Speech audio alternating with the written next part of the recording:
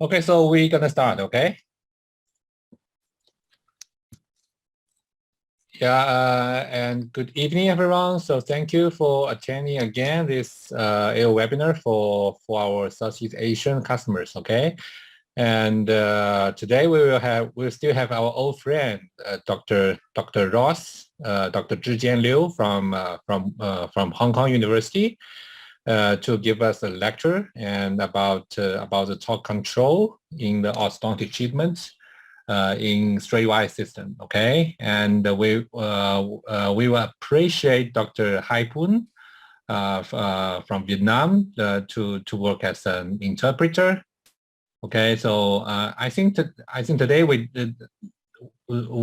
have not only doctors from Vietnam, but we also have doctors from Malaysia and Thailand. Okay, so doctors from Vietnam, you can choose to hear the interpretation from Dr. Hai Poon and doctors from Malaysia and Thailand and maybe also Indonesia can hear the original voice of Dr. Liu. Okay, it will be given in English. And for the first hour, we have a presentation pre-recorded by Dr. Liu, and for the second hour, Dr. Liu will be online, and for the Q&A sector.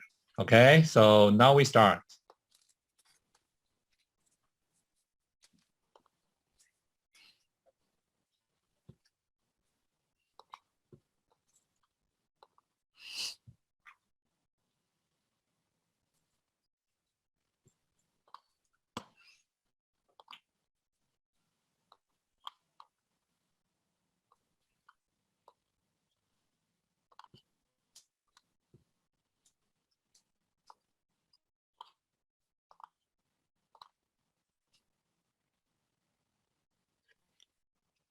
Dear colleagues, welcome to this webinar. I'm Dr. Liu Zhijian from Wuhan University. Today, I'm going to talk about the torque control in straight wire systems.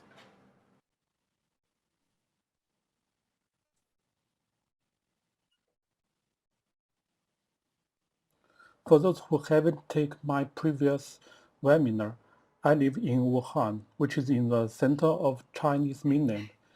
Wuhan is a typical four-season city. So we have spring, summer, autumn, and winter in our city and in our university campus. These four pictures are taken from our university in the 4 different seasons. So you can see our university campus locates next to the hill and next to the lake. So this is one of the most beautiful university campus in China.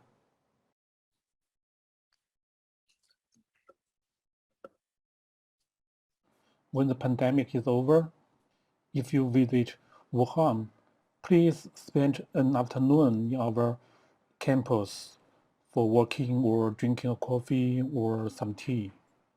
Maybe I can be a guide to show you around.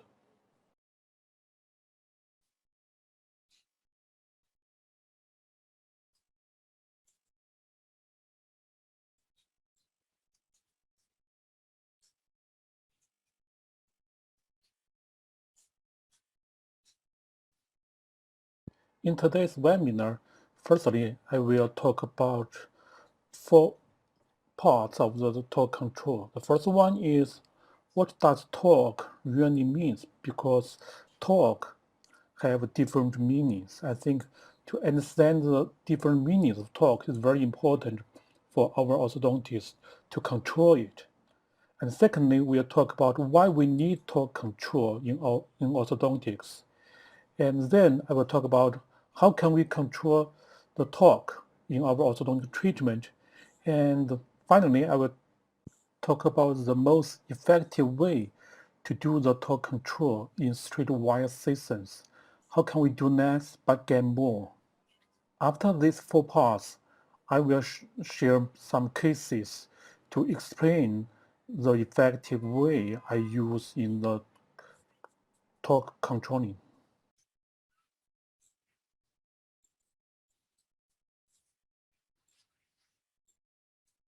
In orthodontics, from the perspective of bracket or from the perspective of the appliance, a torque is like a prescription. So we said we have the positive torque for the upper incisors, we have the negative torque for the molars. So it's a prescription of the bracket of the appliance. And from the perspective of biomechanics, torque actually is an action. It's an action that to make the things rotate.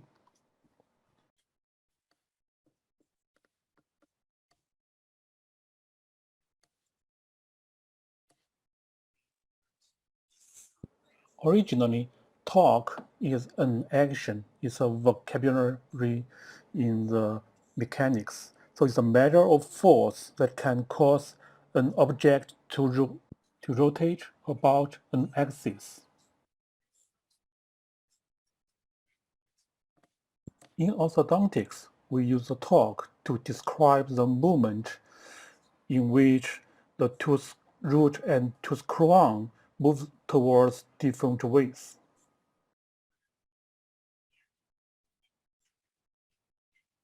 In this picture, we can see that when we insert this rectangular wire into the bracket slot, it will cause 2 points of force.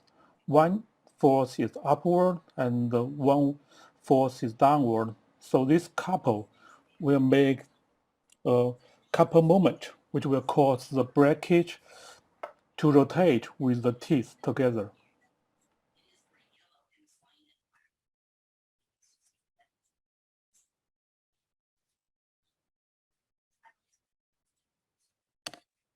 As we all know, streetwise system was developed by Dr. Larry Andrews. Larry Andrews in his book actually did not use the torque, he used the crown inclination instead of torque, which is the angle between perpendicular to the occlusal plane and the line that is tangent to the middle of facial known axis of the clinic crown.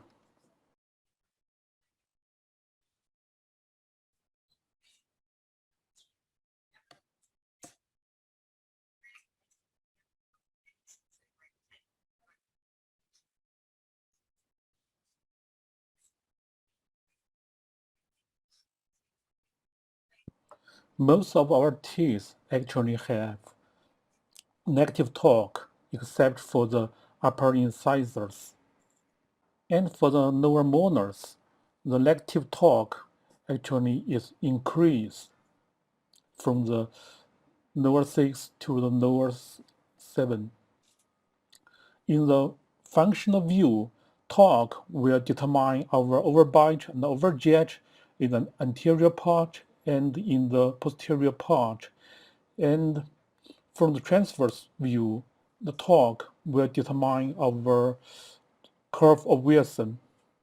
In the traditional streetwise systems, we need large rectangular wire such as 21 by 25 in the 22 slot systems to express the torque prescription. Or in other words, to get the proper torque, to get the ideal torque we like to have.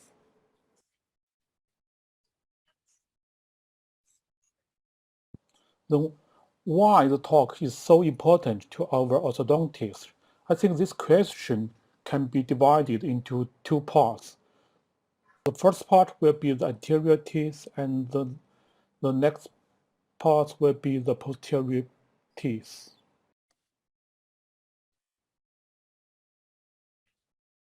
For anterior teeth, the proper torque or the proper crown inclination will give us the proper anterior overjet and overbite.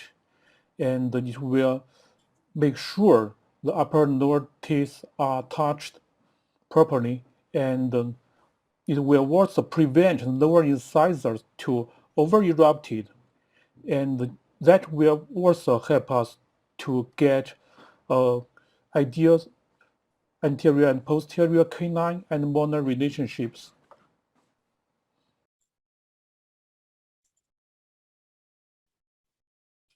If we cannot get the proper crown inclination for the upper and lower incisors, we cannot get the proper occlusions, the proper touch of upper and lower incisors, so that there will be no touch for the upper and lower incisors in the centric occlusion, and the lower incisor might be over-erupted, which may also cause the deep bite for the patient.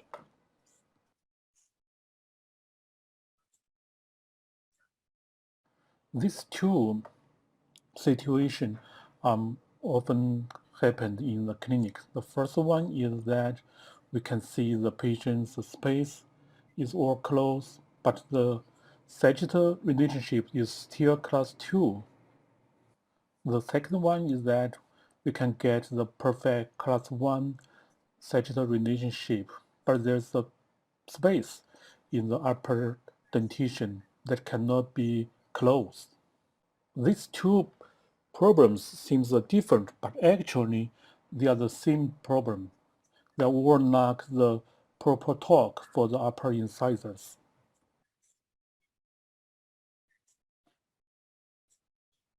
If we correct the torque of upper incisors, we can get both the class 1 sagittal relationship and the space closed for these two situations.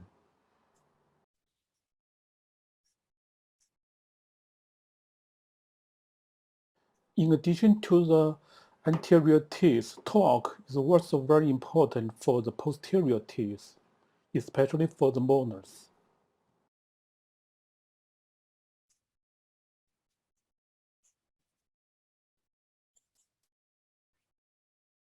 In clinic, if you observe the patient's palatal cusps of the upper first molars and the palatal cusp of the second molars, you can often see the palatal cusp of the second molars hangs down. So in that situation, and it's also easily to make the occlusal interference for the posterior teeth, or it will increase the vertical dimension. It will, it will be bad for the dolichofacial patients.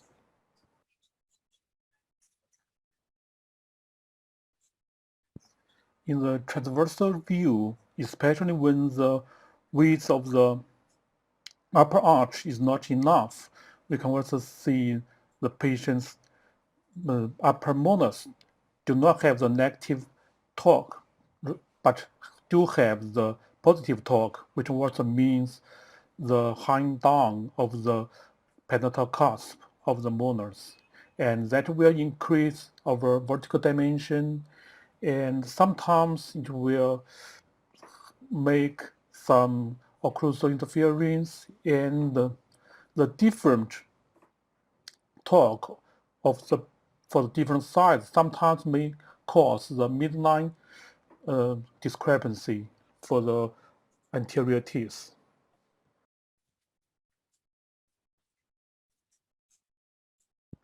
As to the appliances view, there are different torque, the different crown inclination prescriptions in different streetwise systems.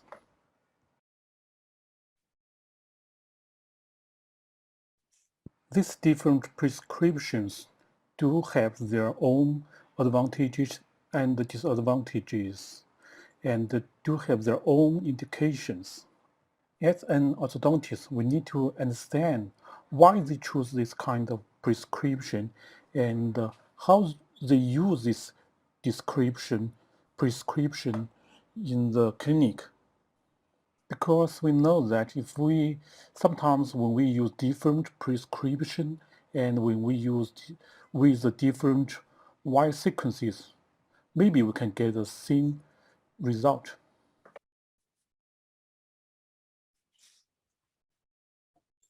Let's focus on the different prescriptions for the upper incisors. The crown inclination from the Andrews original study shows that the ideal occlusion, the ideal crown inclination for the upper incisors, central incisor was 7 degree, but in the Ross prescription, he increased it to the 12 because as we know that Dr. Ross, like the extraction uh, treatment plan, he liked to extract the first premolars, so he increased the crown inclination for the upper incisors. Then to the MBT, the increase the upper incisors torque to the 17th degree. As you may notice that I'm a user of active self-negation brackets. So what is the best prescription for the active self-negation systems? 12th degree or 17th degree?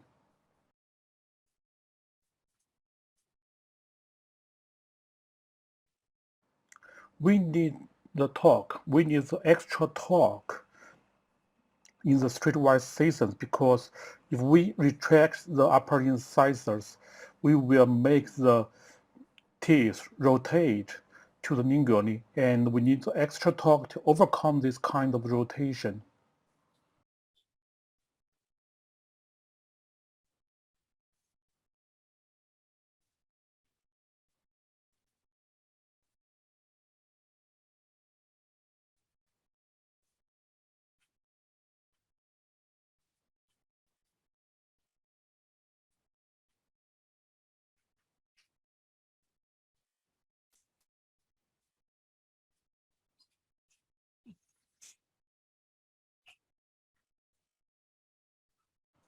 In Ross' prescription, and you may know that Dr. Ross used the 21 by 25 stainless steel in the streetwise system to fully express the torque. So he he chose the 12th degree. But as to the MBT, Dr. McLaughlin just used the stainless wire of 19 by 25 in the 2020 season. So as we know, there might be significant play between the wire and the bracket slot. So he increased the crown inclination, he increased the torque to 17th degree. So both of their prescription is right, and that depends on which kind of wire will you use to retract the upper incisors to fully express the torque for the upper incisors.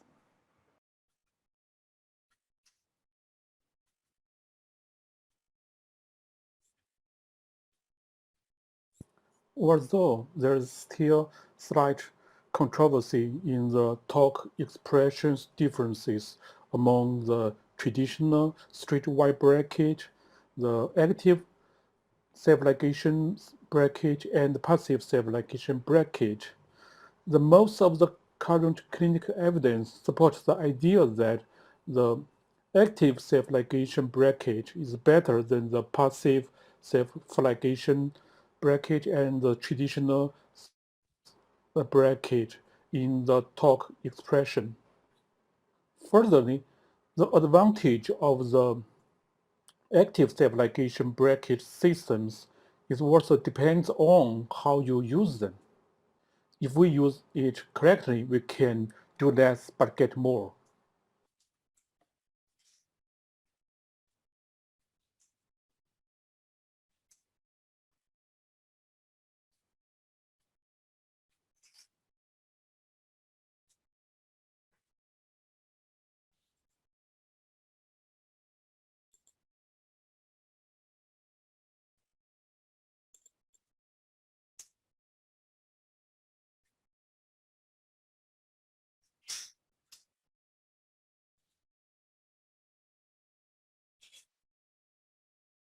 The ability of straight wire systems in the torque controlling depends on the couple moments it creates.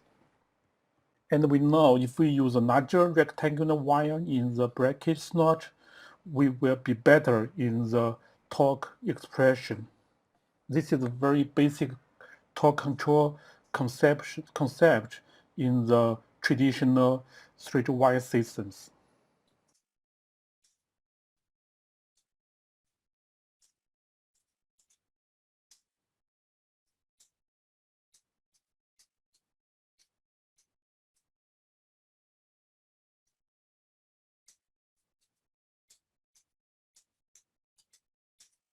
But in the active self-ligation systems, it might be a little bit different. As we notice, the upper part of the slot is 0.019, but the lower part of the slot is 0.028, and the height of the slot is 0.022. In this kind of slot, if the size of the rectangular wire larger than 0.019, let's say the side to the 20, so the clip will be activated.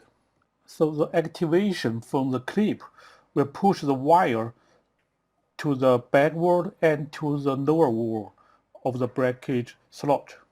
That action will make the torque to express. If the rectangular wire size is less than the 20, then there will be no active expression from the clip for the torque expression.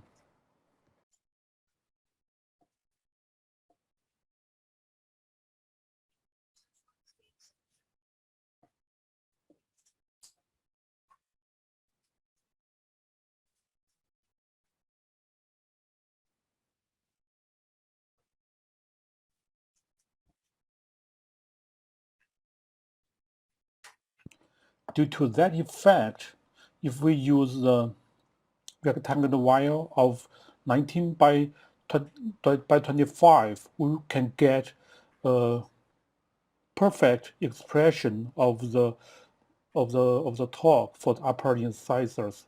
So, and for the active self-ligation bracket, we do not need the 21 by 25 rectangular wire to fully express the torque, and we can only use the 19 by 25 to fully express the prescribed the bracket torque.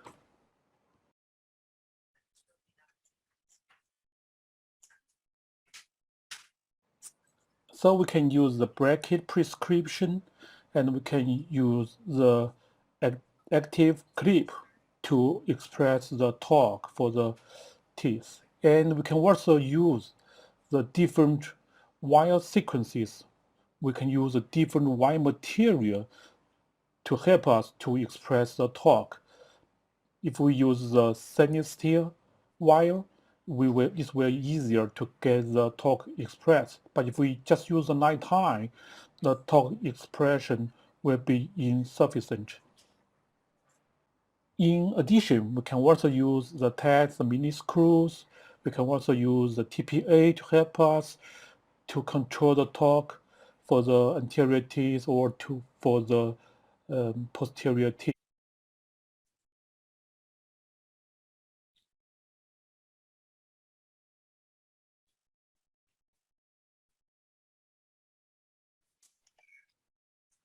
2 Phụng em có thấy là cái slide nó có đi không?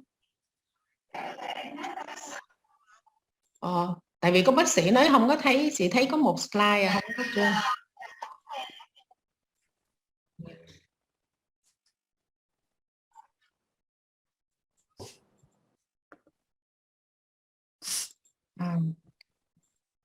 This is another case, a boy wire. You definitely can use wires. It's okay, to Frankie. express the torque. If we use the stainless steel wire, it's very easier to get the torque expressed. But if we just use the nighttime, the torque expression will be insufficient. In addition, we can also use the tags, the mini screws. We can also use the TPA to help us to control the torque for the anterior teeth or for the posterior teeth.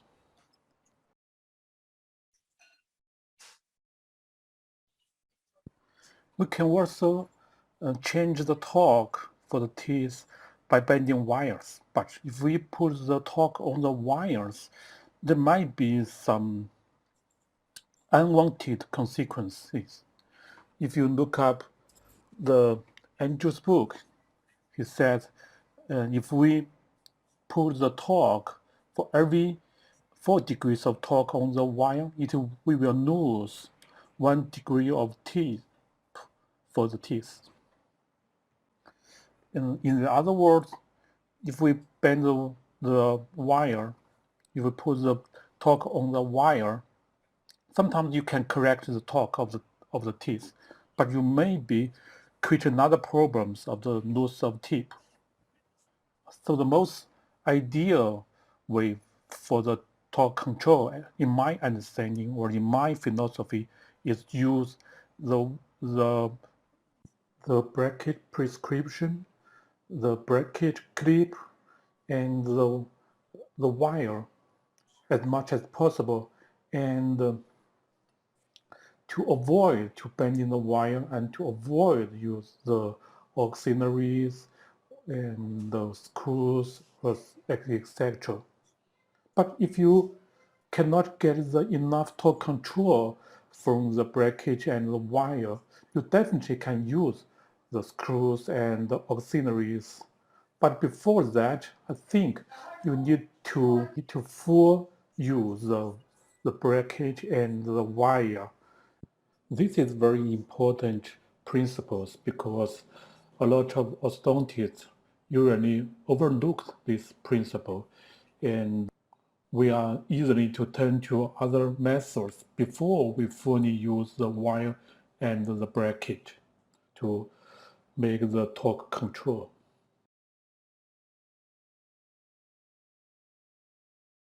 In today's lecture, I will give you some tips on the torque controlling only by the wire and the bracket, the active self-ligation bracket. And before that, I wanted to say that by the bracket and the wire, I think 80%, around 80% of Asian case can get a good torque control. But to the other 20%, maybe you need to use the other auxiliaries such as mini screws or use the torquing springs.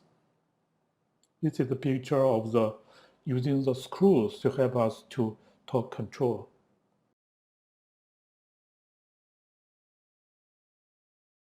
This is another case. A boy complained about the impacted upper incisors. We can see before the treatment on the left side of this picture, we can see the patient's previous incisors root actually is out of the alveolar bone. And during orthodontic treatment, we use the torquing spring to correct the root position and also make the crown out of the alveolar bone.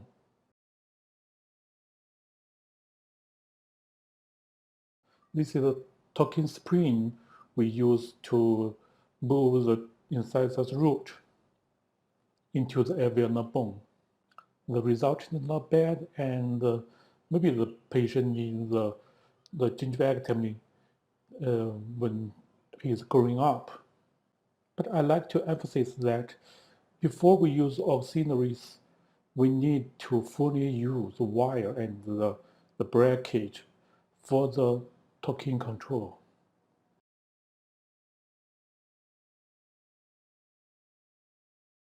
A real true straight wire bracket have this kind of feature that the center of the bracket slot, the center of bracket bases, and the center of cleaning crown need to be superimposed at the same point. So we call that kind of bracket the fully programmed bracket or the true straight wire bracket.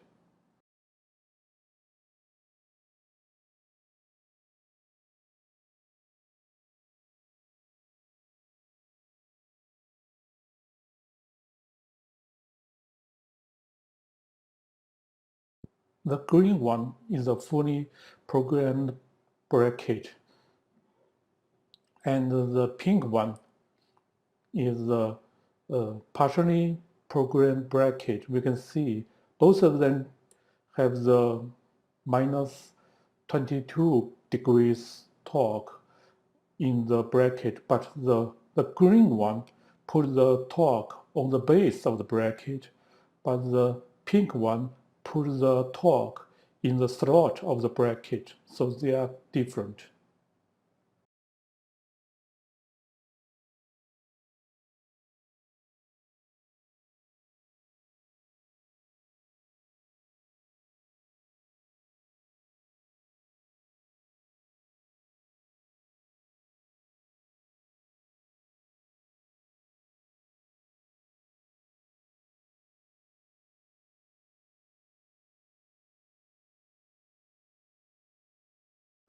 For these two pre-adjusted appliances, if we put the center of bracket base on the center of cleaning crown, we can see that the partially programmed bracket and the fully programmed bracket were at a different level.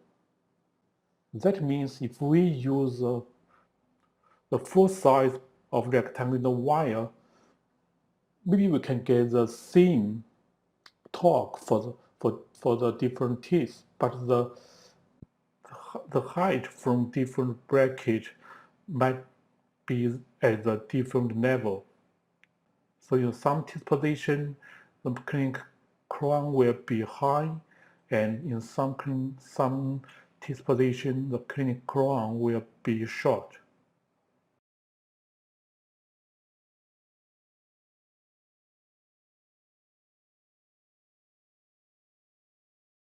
This difference will make the vertical discrepancy between adjacent teeth, especially when we use a larger size of the wire.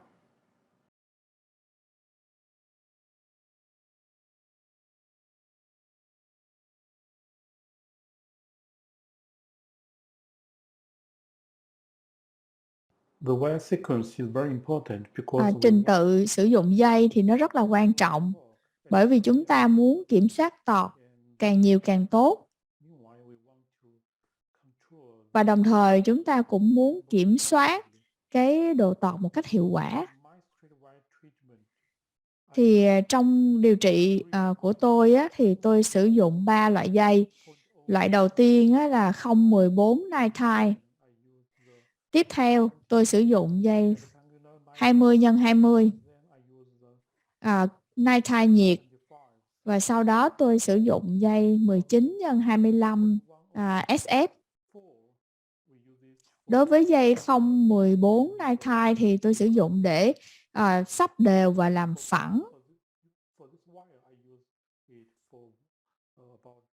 Đối với cái dây này tôi sử dụng trong vòng 2 đến 3 tháng, và sau đó tôi đổi qua dây 20 x 20 như là tôi đã cho các bạn thấy trong cái hình trước. Thì với cái dây 20 x 20 chúng ta đã có thể bắt đầu kiểm soát tọt vào giai đoạn sớm. Thì vào cái giai đoạn 2 đến 3 tháng điều trị, tôi chuyển qua dây 19 x 25 SS để có thể thể hiện độ tọt hoàn toàn.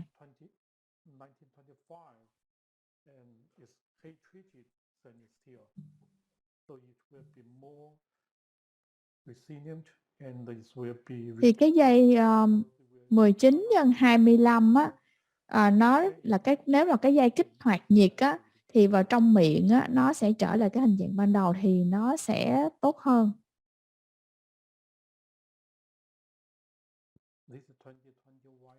Đây là dây 20 x 20 nitrile trong khe mắc cài. Thì chúng ta thấy á, là cái dây nitrile á, nó hơi ló ra ngoài cái nắp của mắc cài tự buộc chủ động, nên là nó sẽ kiểm soát được cái tọt với dây cung này.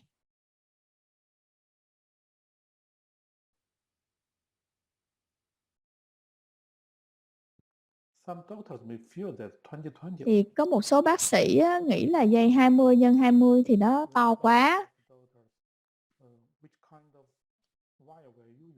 Thì tôi hỏi là bác sĩ sử dụng dây gì? Thì sau khi một cái giai đoạn mà làm phẳng và làm đều ban đầu á, thì bác sĩ đó sử dụng dây 16 x 25.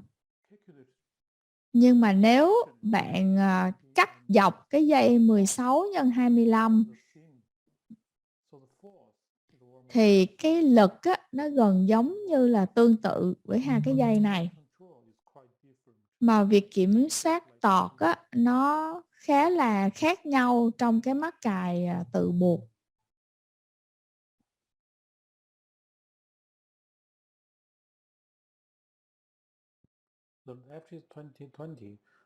Đây là dây 20 x 20 thì bạn có thể thấy cái việc kiểm soát tọt nó tốt hơn đáng kể so với dây 16 x 25. Bởi vì nó có ít cái độ lỏng giữa dây và mắc cài hơn là cái dây 16 x 25.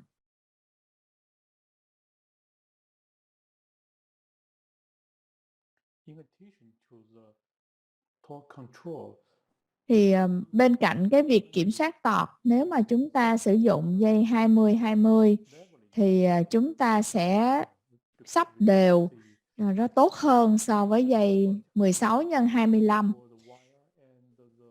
Bởi vì chúng ta thấy là có cái độ rơ, cái độ lỏng theo chiều rộng của dây 16-25 thì nó quá nhiều so với khe mắc cài.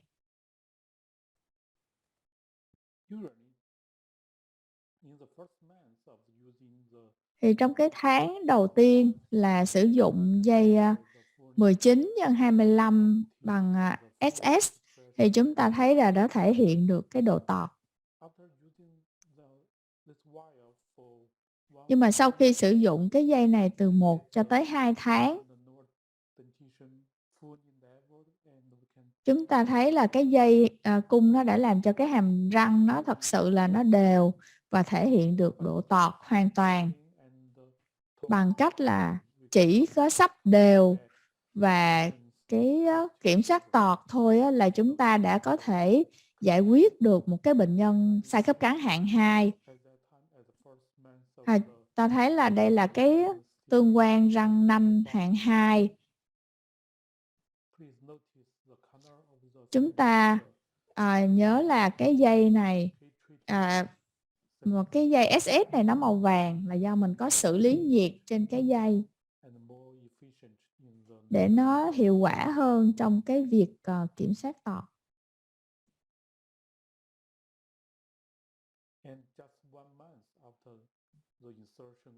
Thì chỉ trong 1 tháng kể từ khi mình lắp dây 019 x 025 SS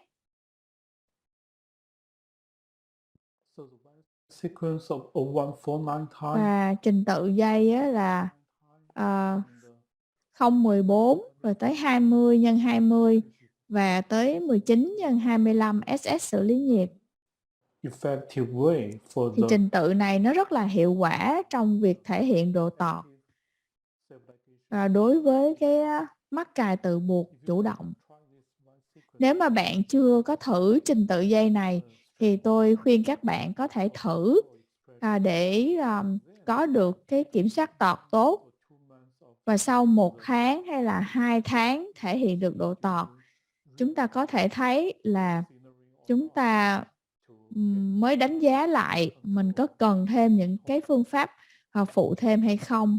Nếu mà không có thì chúng ta mới cần xài thêm.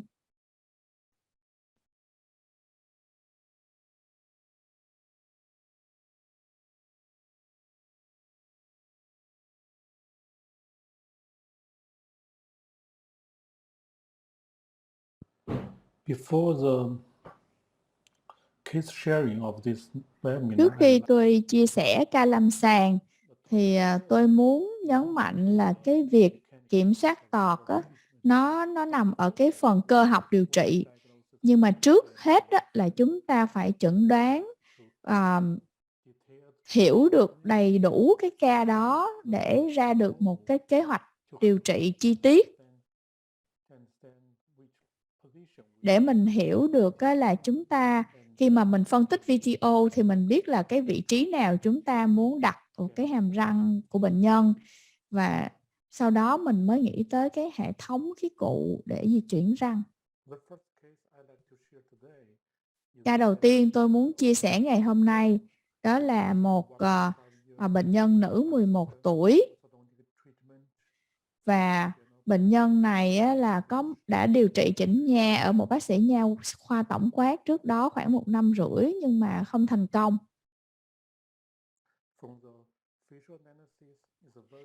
Từ phân tích khuôn mặt bệnh nhân thì đây là một cái khuôn mặt bệnh nhân hạng 2 châu Á rất là điển hình.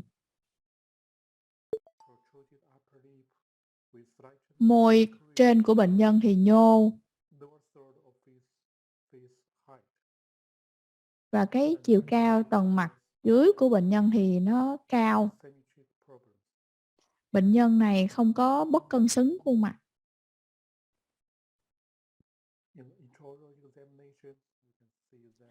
Hình chụp trong miệng thì chúng ta có thể thấy được là bác sĩ nha khoa tổng quát chỉ có sử dụng dây nitrile và rất là vội vã trong việc đóng khoảng. Thì hiện giờ vẫn có vấn đề của cắn phủ và cắn chìa nó chưa được điều chỉnh một cách đầy đủ.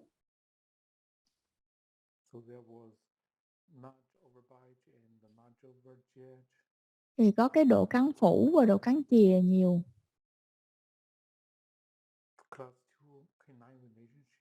Tương quan răng nanh hạng 2. Chúng ta thấy là từ cái hình chụp ở phía bên này thì mình thấy là đường cong SPI vẫn chưa phẳng.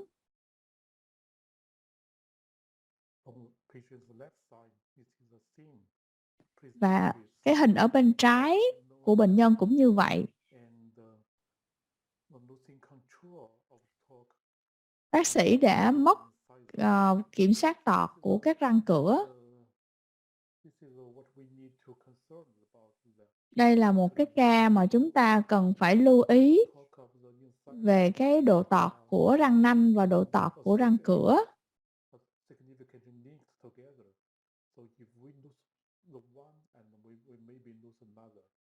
Là bởi vì nếu mà mình có được cái này thì có thể là mình bị mất cái kia. Cái bác sĩ trước đó thì lo lắng về cái tương quan hạng 2 nên đã dùng một cái TPA cố định trong miệng. Thì theo tôi đầu tiên là chúng ta phải sử dụng hết cái tiềm năng của dây và mắc cài. Sau đó thì chúng ta mới nghĩ tới cái việc mà sử dụng những cái phụ kiện. Thì cái loại TPA này nếu mà tôi sử dụng thì tôi thấy là cái này nó sẽ cản trở cái việc xoay của răng số 6. Nếu tôi sử dụng TPA thì tôi sẽ sử dụng dây 014 nitrile 20x20 nitrile trước, rồi sau đó tôi mới cân nhắc là có sử dụng TPA không, và nếu sử dụng TPA thì tôi sẽ sử dụng TPA dạng tháo lắp để mình có thể điều chỉnh được cái độ xoay của răng số 6 hàm trên. Đây là cái hàm dưới của bệnh nhân. Mình thấy là các vùng răng trước của bệnh nhân vẫn còn chen chúc. Răng số 7 nó đang mọc.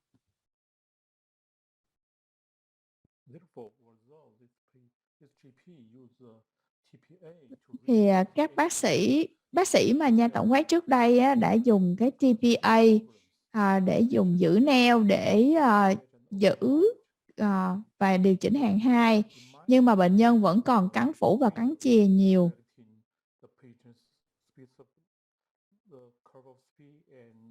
Đối với tôi á, thì tôi phải kiểm soát cái đường cong SPI và kiểm soát tọt ở cái vùng răng cửa trước.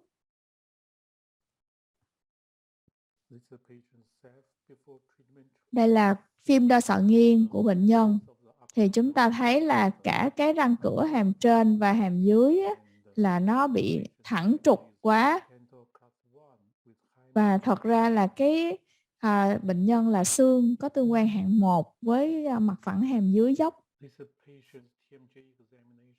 Đây là chụp phim khớp thái dương hàm. Thì thấy khớp thái dương hàm hai bên là tương đối bình thường. Thì điều này nói là nếu mà chúng ta điều trị chỉnh nha đúng thì cái sự tăng trưởng của bệnh nhân có thể giúp ích thêm nữa.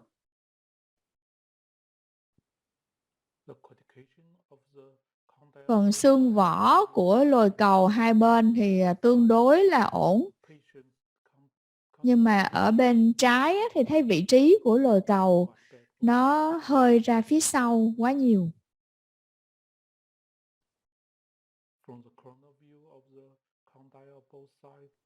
Từ cái nhìn từ phía trước thì mình thấy là cái vị trí bên của cái lồi cầu này nó không đến nổi tệ.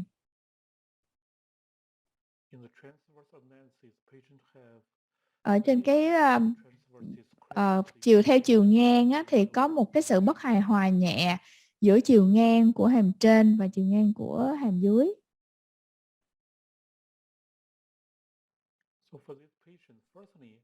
Thì đối với bệnh nhân này, đầu tiên á, là tôi tháo mắc cài,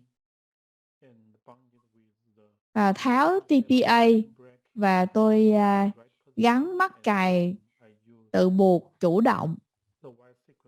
Và sau đó tôi sử dụng trình tự dây cung như là tôi đã giới thiệu với các bạn. Đầu tiên là 0,14 nitrile, rồi sau đó là 20 x 20 nitrile.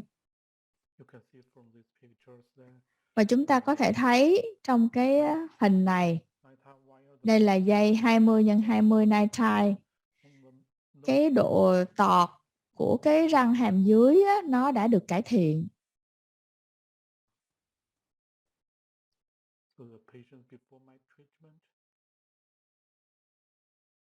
Bệnh nhân trước khi đi qua điều trị với tôi.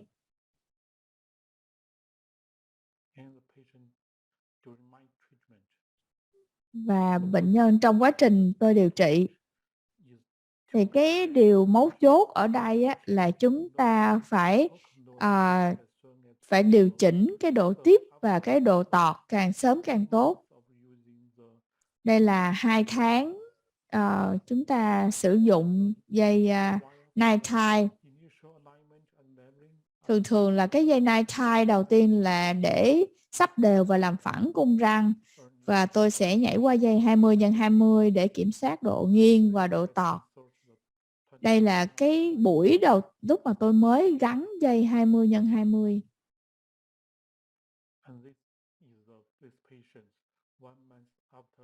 Đây là bệnh nhân 1 tháng sau khi tôi gắn dây 20 nitrile. Thì tôi đã thấy tôi đã sửa được độ nghiêng của răng nanh và cái độ tọt của răng cửa hàm dưới nó cũng tốt hơn.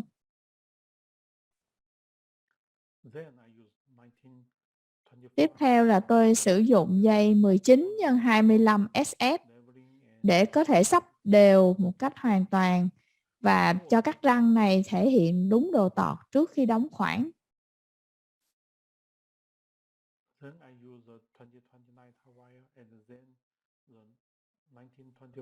Sau khi sử dụng dây 20 x 20 nitrile thì tôi chuyển dây 19 x 25 SS ở hàm trên và tôi đóng khoảng ở hàm trên.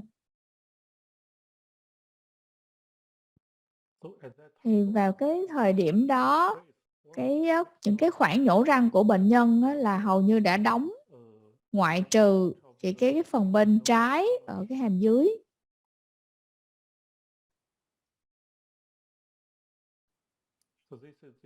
Đây là hình bệnh nhân sau khi đã đóng hết khoản và tháo mắc cài.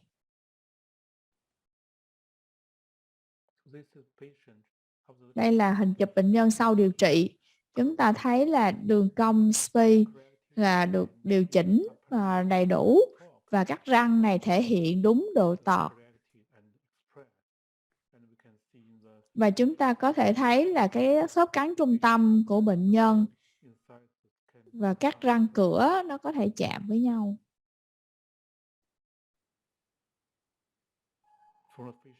Đây là hình chụp khuôn mặt của bệnh nhân. Mình thấy là sau điều trị cái môi trên và cái mô mềm của khuôn mặt của bệnh nhân đã thay đổi và bệnh nhân xinh đẹp hơn.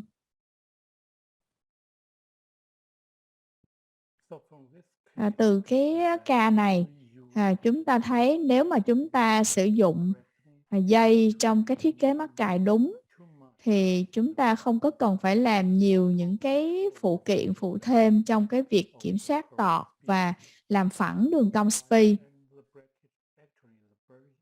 Thì cái mắc cài tự buộc nó là một cái vũ khí rất là lợi hại cho chúng ta trong cái việc kiểm soát độ tọt. Một ca tiếp theo tôi muốn chia sẻ với các bạn là bé trai 12 tuổi. Than phiền chính của bệnh nhân là răng chen chúc, và môi trên nhô và cằm thì nó lùi. Thì cái khuôn mặt của cha bệnh nhân thì cũng có cái cằm nó bị thụt vô như vậy. Đây là khuôn mặt bệnh nhân. Chúng ta thấy là môi trên nhô và cái mô mềm ở vùng cằm là nó lùi nhẹ. Còn góc hàm dưới bình thường. Góc hàm dưới bình thường thì nó gợi ý là cái khuynh hướng tăng trưởng của bệnh nhân có thể là thuận lợi cho bệnh nhân đối với cái bệnh nhân sai khớp cắn hạng 2 này. Thì hình chụp trong miệng là mình thấy là hạng 2 nguyên múi với độ cắn chìa rất là nhiều. Và đồng thời chúng ta thấy là cái cung răng hàm trên nó hẹp. Nên nó sẽ có một cái bất hài hòa giữa cái cung răng hàm trên và cung răng hàm dưới.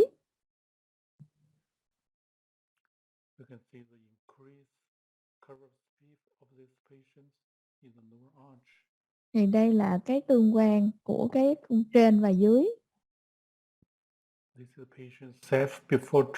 Đây là phim đo xọ nghiêng trước điều trị.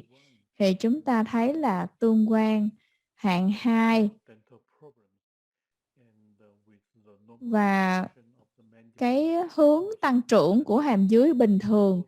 Đó là một cái điều rất là quan trọng cho cái ca hạng 2.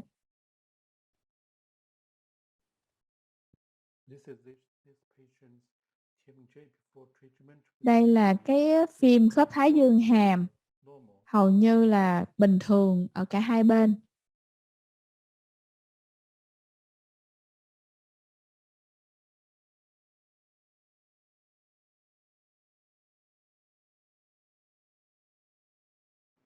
From the transverse analysis of this patient, we can see theo chiều ngang thì chúng ta có thể thấy các chiều rộng của cái vùng răng cối ở cái cung hàm trên thì nó không có đủ để cho cái độ rộng của cái hàm dưới, nên là nó có cái sự bất hài hòa về cái xương.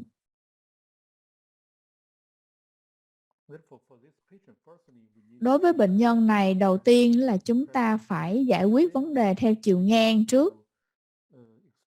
Rồi sau đó thì chúng ta mới có thể thiết kế cái VTO là một cái thiết kế ảo để cho chúng ta có thể mường tượng được cái mục tiêu điều trị. Chúng ta hãy xem là cái bệnh nhân này đã đáp ứng với kế hoạch điều trị của chúng ta như thế nào. Đầu tiên là chúng ta nới rộng ở hàm trên. Đây là khí cụ nới rộng nhanh và có một cái dán trực tiếp luôn trên hàm răng. Đây là cái khớp cắn của bệnh nhân sau khi nới rộng. Chúng ta thấy là tôi nới rộng cái hàm trên khoảng 4 mm.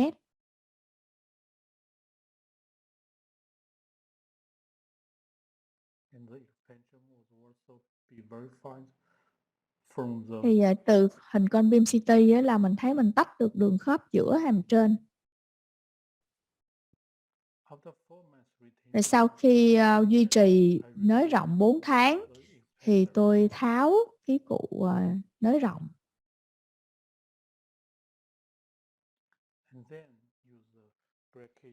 Và sau đó tôi sử dụng mắc cài và dây cung để chỉnh răng.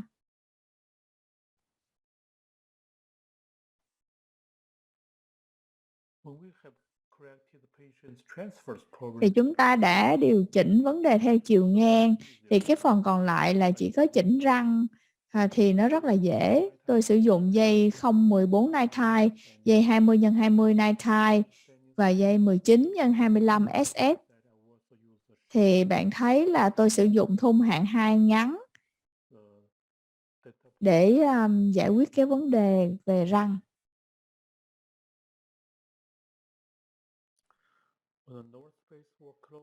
Cái khoảng nhổ răng ở hàm dưới nó đã đóng và bây giờ chúng ta đóng khoảng ở hàm trên.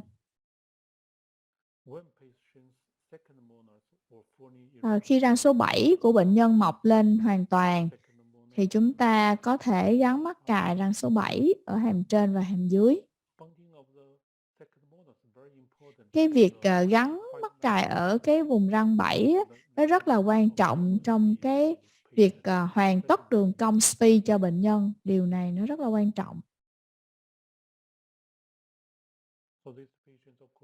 Thì đối với bệnh nhân này, đây là khớp cắn sau điều trị.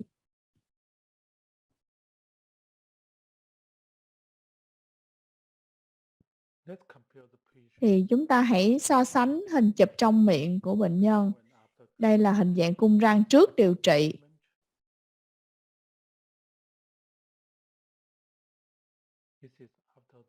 Đây là sau khi mình tháo khí cụ nới rộng.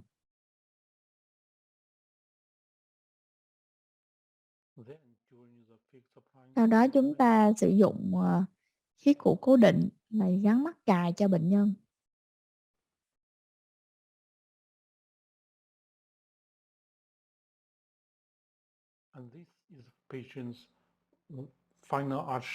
Đây là hình dạng cung răng sau cùng sau khi bệnh nhân được điều trị chỉnh nha. Thì như tôi đã nói, cái độ tọt của ở vùng răng sau là nó rất là tùy thuộc vào cái sự điều trị các vấn đề bất hài hòa theo chiều ngang. Chúng ta chỉ có thể kiểm soát được tọt ở cái vùng răng sau nếu mà chúng ta có được cái tương quan theo chiều ngang đúng giữa cung hàm trên và hàm dưới.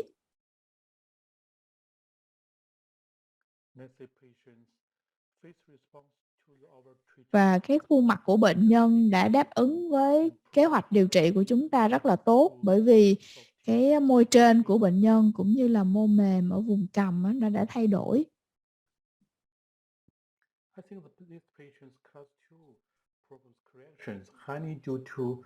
Và tôi thấy là cái việc điều trị hạng 2 của bệnh nhân này nó có 2 phần. Phần thứ nhất là thứ nhất là cái hướng tăng trưởng của bệnh nhân là bình thường.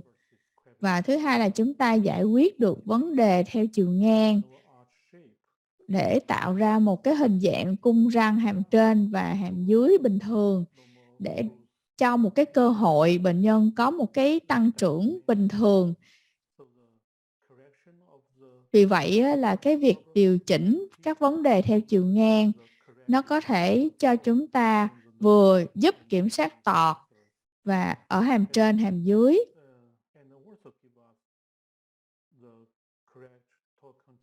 và cái điều quan trọng là kiểm soát tọt ở cái phần răng sau của cung răng.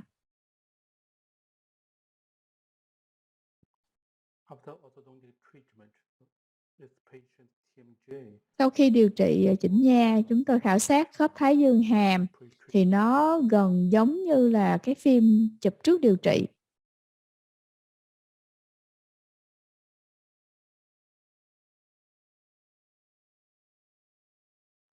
The patient's transverse discrepancy have also been corrected. Thì cái bất hài hòa theo chiều ngang trước khi điều trị và bây giờ nó đã được điều chỉnh. Đây là phim đo xọ nghiêng của bệnh nhân sau điều trị cả hàm trên và hàm dưới. Cái răng cửa có cái độ tọt đều rất là ổn. Và điều này nó nói cho chúng ta rằng bằng cái chúng ta sử dụng mắc cài và trình tự dây cung đúng thì chúng ta có thể kiểm soát được độ tọt một cách hiệu quả.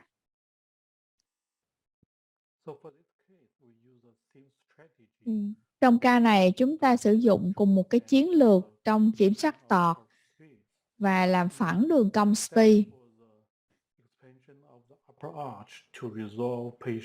Ngoại trừ là chúng ta có thêm nới rộng ở cái hàm trên để giải quyết vấn đề theo chiều ngang cho bệnh nhân.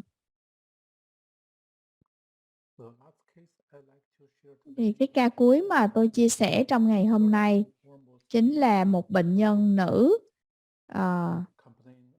Than phiền của bệnh nhân là răng bệnh nhân có những cái thưa ở hàm trên và cái khuôn mặt của bệnh nhân lõm.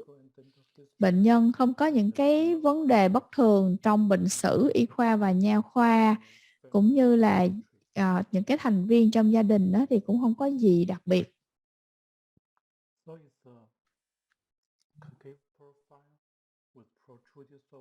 Thì đây là cái khuôn mặt mô mềm của bệnh nhân.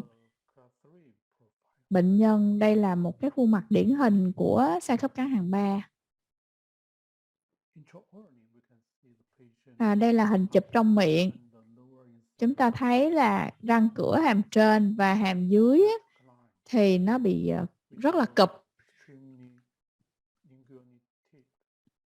Và cái độ nghiêng nó rất là nhiều.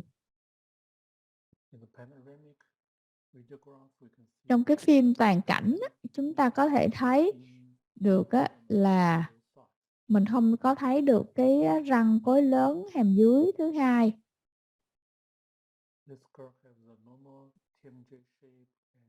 Hình dạng khớp thái dương hàm là lồi cầu cũng như là cái xương vỏ ở vùng lồi cầu bình thường. Ở cái theo chiều trước sau và theo chiều mặt phẳng trán.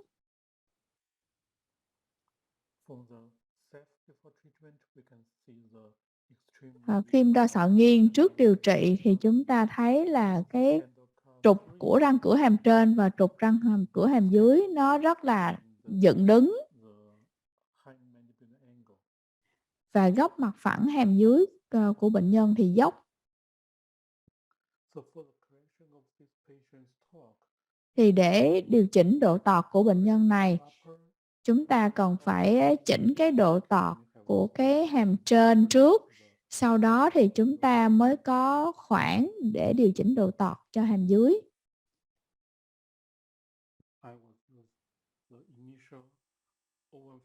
Dây cung đầu tiên là tôi sử dụng dây 014 nitrile để sắp đều và làm phẳng.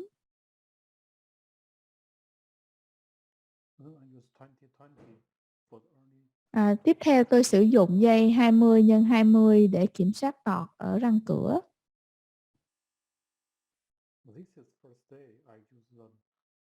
Đây là lần đầu tiên tôi chuyển qua dây 19 x 25 SF ở hàm trên.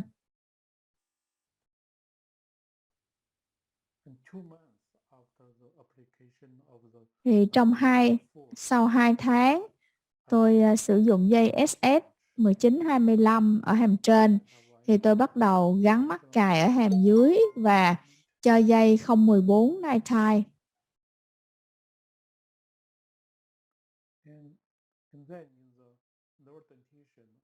Và sau đó tôi ở hàm dưới tôi chuyển qua dây 19 x 25 SS. Sau khi tôi sử dụng dây 20 x 20 night tie và tôi đóng khoảng ở cái hàm trên và hàm dưới.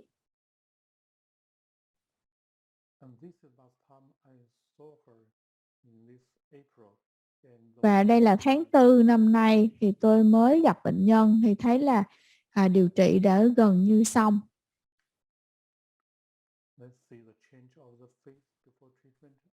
Chúng ta hãy thấy là chúng ta đã thấy sự thay đổi của khuôn mặt trước và bây giờ. Và cái việc kiểm soát tọt trước và sau điều trị bằng cách sử dụng chỉ có dây và mắc cài.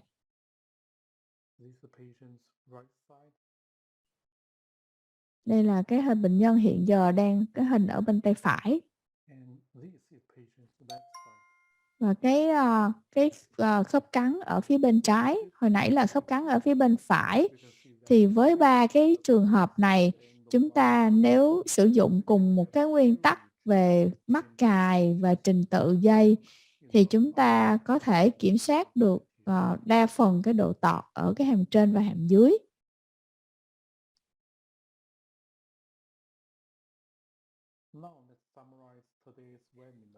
Thì chúng ta sẽ tóm tắt lại nội dung của webinar ngày hôm nay. Việc kiểm soát tọt là một trong những cái vấn đề rất là quan trọng, gọi là quan trọng nhất trong điều trị chỉnh nha. Và ý thứ hai là khi mà chúng ta lựa chọn thiết kế mắc cài hợp lý và trình tự đi dây hợp lý thì chúng ta có thể đạt được cái việc kiểm soát tọt hiệu quả. Nói cách khác, nếu chúng ta muốn kiểm soát tọt hiệu quả, chúng ta phải kiểm soát tọt càng sớm càng tốt. Và thứ ba là cái thông điệp của tôi, các bạn cần phải nhớ là nếu mà bạn chưa thử trình tự đi dây của tôi thì các bạn nên thử trình tự dây của tôi, chính là 014 night tie. Dây thứ hai là dây 20 x 20 night tie và sau đó là dây thứ ba là dây 19 x 25 SS được xử lý nhiệt. Và tôi nghĩ là chúng ta không có cần phải thay đổi dây mỗi lần hẹn. Bởi vì cái dây mà nó chưa có bị hư thì chúng ta vẫn cứ thể để trong miệng bệnh nhân khoảng 2 đến 3 tháng. Bằng cách đó thì chúng ta có thể xử lý và kiểm soát tọt của bệnh nhân trong khoảng 80% các trường hợp. Thì chúng ta đã xong cái bài giảng webinar và xin cảm ơn rất là nhiều.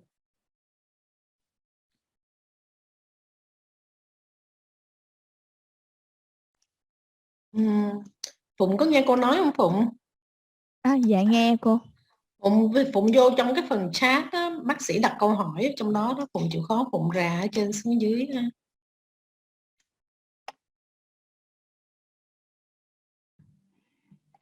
Chắc là nói Frankie chuyển em vô panelist. Frankie, please switch Dr. Phụng into panelist. Okay, yes. Phụng đọc được cái Phụng coi được trong cái chat phải không? Dạ được cô. Em ra đi xuống dưới này có một cái bác sĩ hỏi VTO là viết tắt của cái gì? Hello. Yeah. For another like 1 minute because Dr. Liu has left his email address and Facebook ID here. So any doctors, if you have any questions, you can contact bác sĩ. Dr. Liu. Okay, and of course, now we are in our Q&A sector. Okay, and we have Dr. Haipun as the panelist. So also the interpreter. So if you have any questions, you can put into the you can type the questions into the Q&A box. Okay. Okay, there are two boxes. One box is chat box and the other is Q&A box. Okay, so please input your questions into the Q&A box, okay? And then we can start to do the question and answer, okay?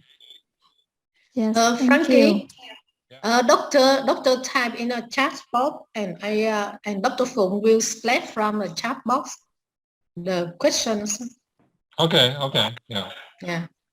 And we also have the Dr. Liu already online. Okay, so I will set him as a panelist.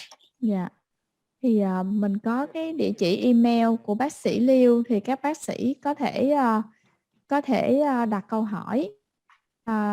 Có hai cửa sổ chat và cửa sổ Q&A, thì các bác sĩ nên gõ vào cái Q&A á, thì nó sẽ hợp lý hơn. Và bác sĩ Liêu đã trả lời đã live với mình để trả lời câu hỏi. Hello Dr. Liu. Hello. Can you hear me? Yeah, Thank you yes. Yes, thank you very much. It's really nice to see you again since the last time. Me too.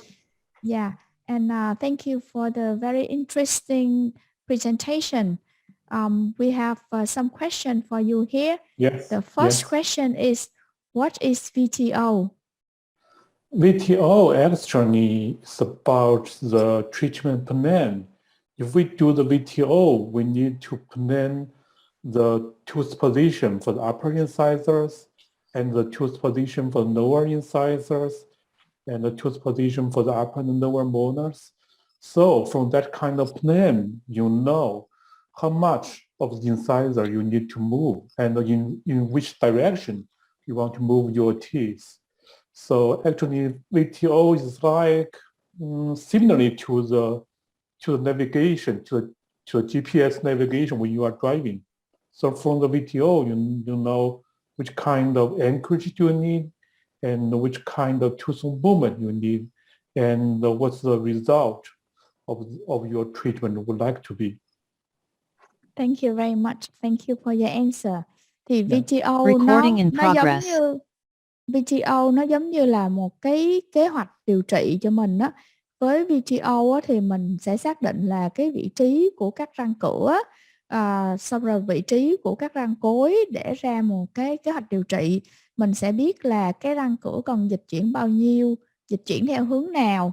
Thì nói một cách nôm na là VTO nó giống như là GPS á, một cái định vị giống như mình lái xe, thì nhờ cái định vị đó mình biết là mình cần loại neo chặn gì, dịch chuyển răng như thế nào, bao nhiêu, và mường tượng được cái kết quả điều trị trước khi chúng ta thực sự điều trị.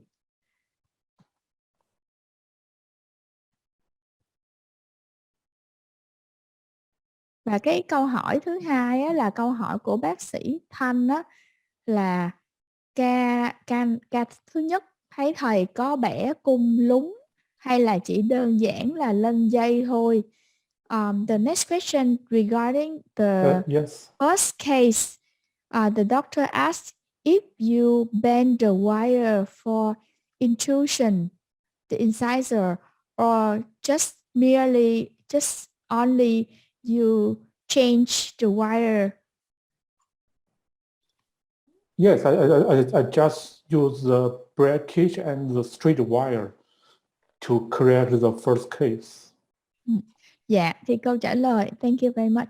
Thì câu trả lời có ca thứ nhất á, là thầy chỉ có dùng mắc cài và chỉ có thay dây thôi, chứ thầy không có bẻ lúng trên dây. I think the most important thing is we need to fully use the advantage of the wire and the breakage.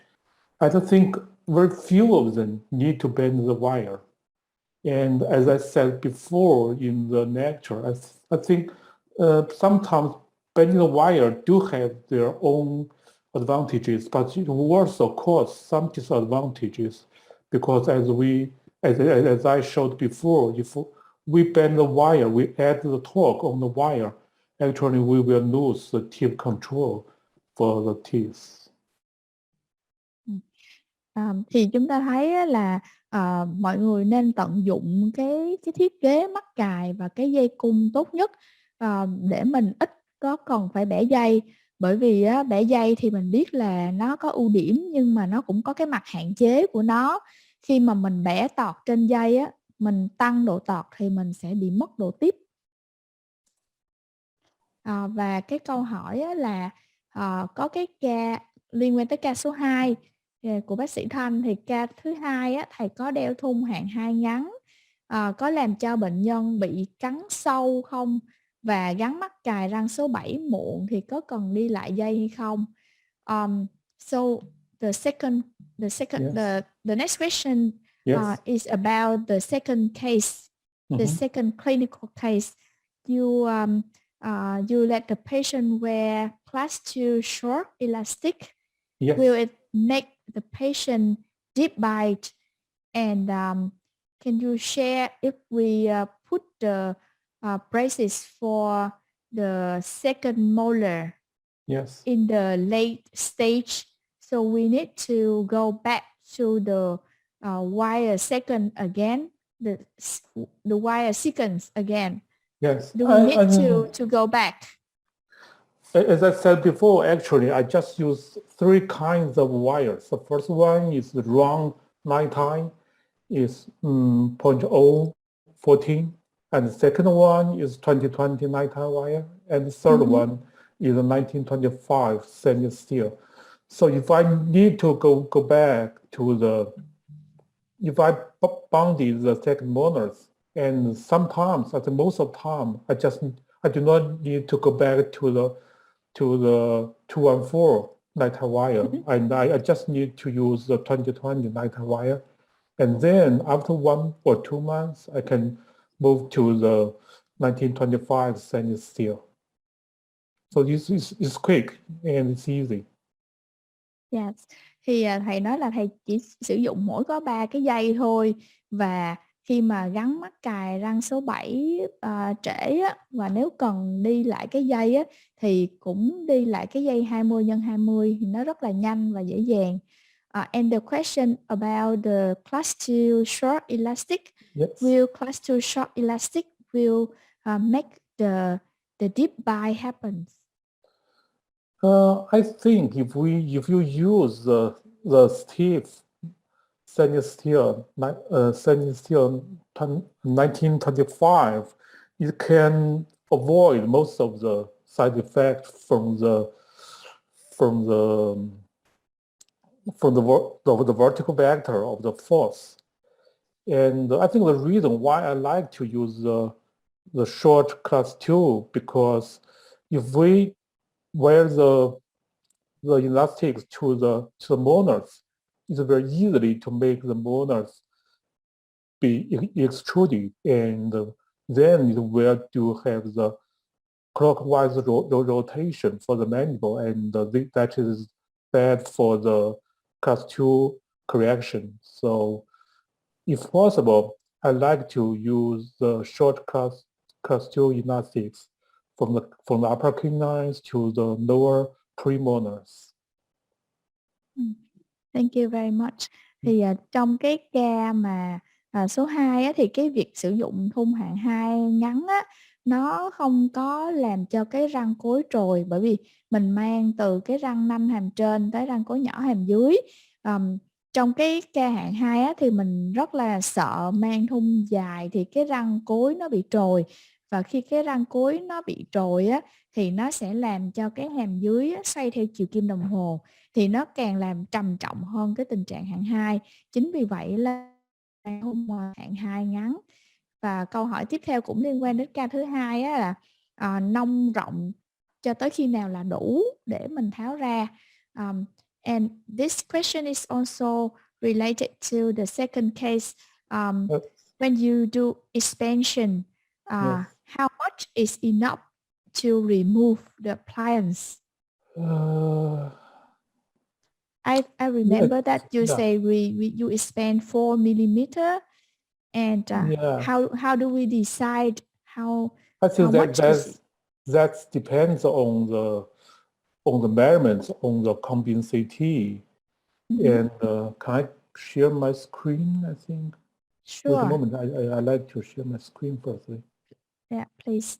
Thì thầy nói là cái mình biết là nông rộng tới bao nhiêu á, là nó sẽ tùy vào quan sát trên phim combing CT. Thì chúng ta chờ một xíu để thầy có thể chia sẻ cái màn hình.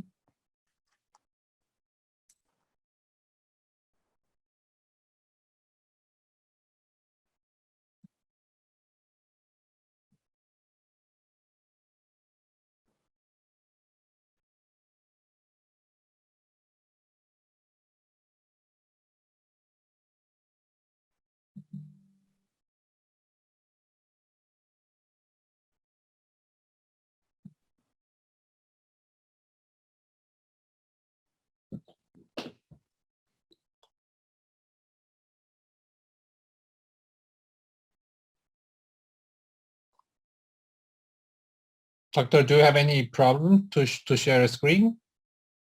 Okay. It's coming. It's coming. Okay. So can you see the screen? Doctor, can you see the screen?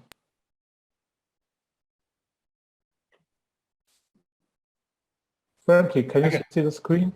I can see the screen, yes. Yeah, no problem. Yeah. Okay.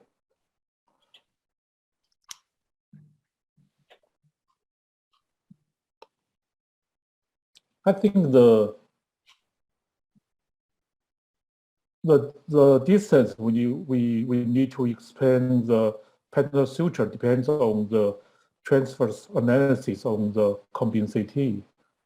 And currently there are three methods. The first one is measure the center of the alveolar bone at the first molar level, and the second one is measure the back side of the alveolar bone, also at the level of the first molar, and the third one is measure the penital side of the alveolar bone, and so there are three methods, and from them, so I measure the width, the transfer width on the upper, and I measure the transfer width on the lower, and the results shown that the patient needs 4 to 5 millimeters expansion for the upper. And I'm writing a paper about that kind of measurements, about the responsiveness and the validity and the reliability of the measurements. And I think maybe it will be published next year. Yeah. Trong cái để mình biết được là mình nới rộng khoảng bao nhiêu á, thì thầy dùng phân tích con beam CT mà theo cái chiều ngang, có nghĩa là mình đo những cái thông số về chiều rộng của xương hàm trên ở cái phần nền, ở cái phần mặt ngoài, từ răng số 6 bên này qua răng 6 bên kia hàm trên, mà mình đo cái xương ở mặt ngoài, rồi xong mình đo cái xương ở mặt trong và mình so sánh với những cái thông số tương ứng với răng 6 hàm dưới, cũng như là ở mặt ngoài, mặt trong và cái phần xương, thì từ đó mình tính toán ra là mình cần nới rộng từ 4 tới 5 mm. Yeah. And the paper I'm writing it's in English, so if I publish, I will send you, and maybe you can use it as a reference in your clinic situation. Và thầy cũng đang có xuất bản một cái bài báo nói về cái phương pháp đo đạc này. Bài báo đó sắp được đăng bằng tiếng Anh, nên là nếu mà có thì thầy sẽ gửi cho mình để mình biết được cái phương pháp. And the next question is Yes. what is 1925 stainless steel heat treated stainless steel? How do you do it, or do you have the wire available on the market? There are two ways of that kind of wire. I think firstly you can have the heat treated wire. If you get the wire and define the color of the wire is yellow, it's like the brown or something like that, and it must be heat treated before it give it to you. And if you find the wire is silver color, and that kind of wire usually do not have been heat treated, and you can. I think the easiest way to heat treat it is just using the firelighter from one side to another side. I think maybe about one or 2 seconds, and you do not burn the wire, just heat treat it, and until the wire gets the yellow color, and you stop and move to the other place.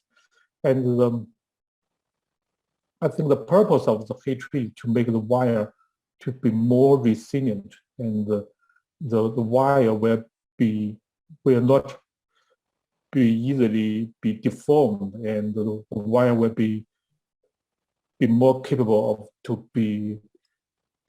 be transferred back to its original form, and that is very important for the leveling and for the torque control. So there's two ways. One's that you can buy, and the other you can we can treat it by ourselves, I think, right? I think both is Yeah. fine. Both are fine. Yeah. Thì cái câu hỏi là về cái dây 19x25 SS xử lý nhiệt là như thế nào á, thì có hai cách là mình mua. Một là mình mua, người ta bán sẵn, người ta xử lý nhiệt sẵn, thì thường thường là cái dây đó nó có cái màu vàng, dây SS nhưng mà nó màu vàng. Còn nếu mà mình mua cái dây SS mà màu bạc á, là nó không có xử lý nhiệt. Hoặc là cách thứ hai là mình có thể tự dùng cái lửa để mình đốt, mà mình không có đốt cho tới khi mà nó đỏ, mà mình chỉ đốt qua 1-2 giây thôi, mình đốt cho tới khi nó vàng vàng. Thì khi mà mình xử lý nhiệt như vậy á, thì mình có cái tính co giãn, cái tính đàn hồi của cái dây nó tốt hơn. Okay, we still have some question. Yes. Thì cái câu hỏi tiếp theo là cái ca cuối á, bác sĩ ngã các răng cửa ra trước, thì vậy có kiểm soát gì về xương vỏ mặt ngoài không? In the last case, in your third case, you procline the incisor forward. So is there any check of the cortical bone at the labial side of the alveolar bone? Yeah. I think actually that kind of movement do not move the root forward, but just move the crown forward. So it's like a controlled tipping. So the root will be remain at the alveolar bone, and because the tooth movement do not be pushed forward. It's just like the rotation forward. So that for that kind of situation, you do not need too much about the root bone, and for the upper incisors or for the lower incisors. But if you push the teeth forward, if you put if you use the open corneal to push the space forward, and you may have that kind of problem. Thì câu trả lời á, là trong cái ca cuối á, là khi mà mình đưa cái răng cửa ra, chủ yếu là mình đưa cái phần thân răng thôi, còn cái chân răng á, là nó vẫn ở lại, nó giống như là cái control tipping vậy đó, mình xoay nó ra ngoài, nên là không có lo lắng quá về cái xương của cái phần chân răng cửa. Còn trong trường hợp mà mình dùng lò xo mở khoảng để mình đẩy cái răng cửa ra, thì lúc đó là mình mới lo ngại cái vấn đề xương ở mặt ngoài. Rồi, câu hỏi tiếp theo á, là lực kéo lui tối ưu dành cho 6 răng cửa là bao nhiêu? The next question is, what is the optimal force to retract 6 front teeth? To retract 6 front teeth, what is the optimal force, the level of force that you use to retract 6 front teeth? From canine to canine. Canine to canine. Okay. Yeah. Okay. I think that depends on which kind of anchorage you like to have. And in the upper, most of the situation for the upper, we like to retract the anterior teeth backward as much as we can, right? So for that kind of situation, I like to use 150 gram and the closed coil spring, because we want to the force be lighter. Because if you use the lighter force, the more effect will be expressed for the anterior teeth to be retracted. If we use the heavy force, and the molars would like to easier to move, will be relatively easier to move forward. So that depends on which direction you want to close the space. Thank you. Thì khi mà mình kéo lui á, nếu mà mình muốn sử dụng cái neo chặn á, nó tùy vào cái neo chặn của mình. Nếu mà mình muốn kéo cái răng cửa về phía trước thì mình nên sử dụng cái lực nhẹ. Còn nếu mà mình muốn móc neo cho cái răng sau nó chạy ra trước thì mình sử dụng cái lực nặng. So what I understand that you mean the level of the force would be 150 gram. 150 grams for the anterior expression. Yeah.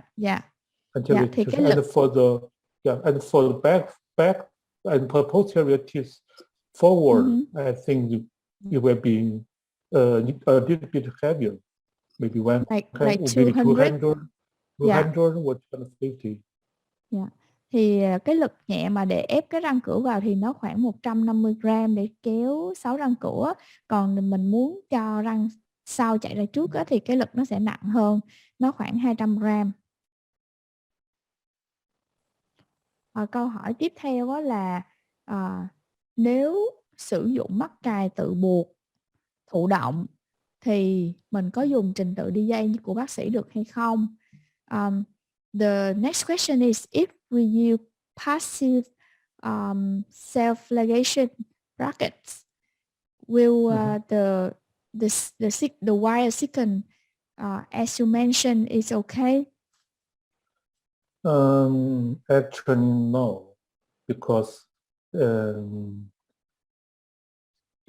there is a study about the torque control, the difference between the active self-ligating breakage and the passive self-ligating breakage, and the active self-ligating breakage will be better in the torque expression, and if you use the 2020 in the passive self-ligating breakage, and I think there may be, let me see, I think it's around 15 degrees plane between the wire and the passive self-ligating breakage. So the torque control will be less effective than in active breakage. Thì nếu mà mình dùng mắc cài tụ buộc thụ động á, thì cái trình tự đi dây như thầy nói nó sẽ không có hiệu quả bằng là mình sử dụng mắc cài tự buộc chủ động, bởi vì á, là cái khe mắc cài nó sẽ không ép cái dây 20x20 vào mình, nên là mình sẽ không có đủ cái mức độ kiểm soát tọt từ rất là sớm. Câu hỏi tiếp theo á, là thầy chỉ dùng 3 giây là 014, 020, 220 và 019 x 025. Vậy những trường hợp răng chen chúc nhiều cần tạo khoảng để sắp đều thì thầy sẽ sắp đều như thế nào và dùng dây nào? So the next question is, you only use 3 wires, 0, 14, 20 by 20 and 19 by 25.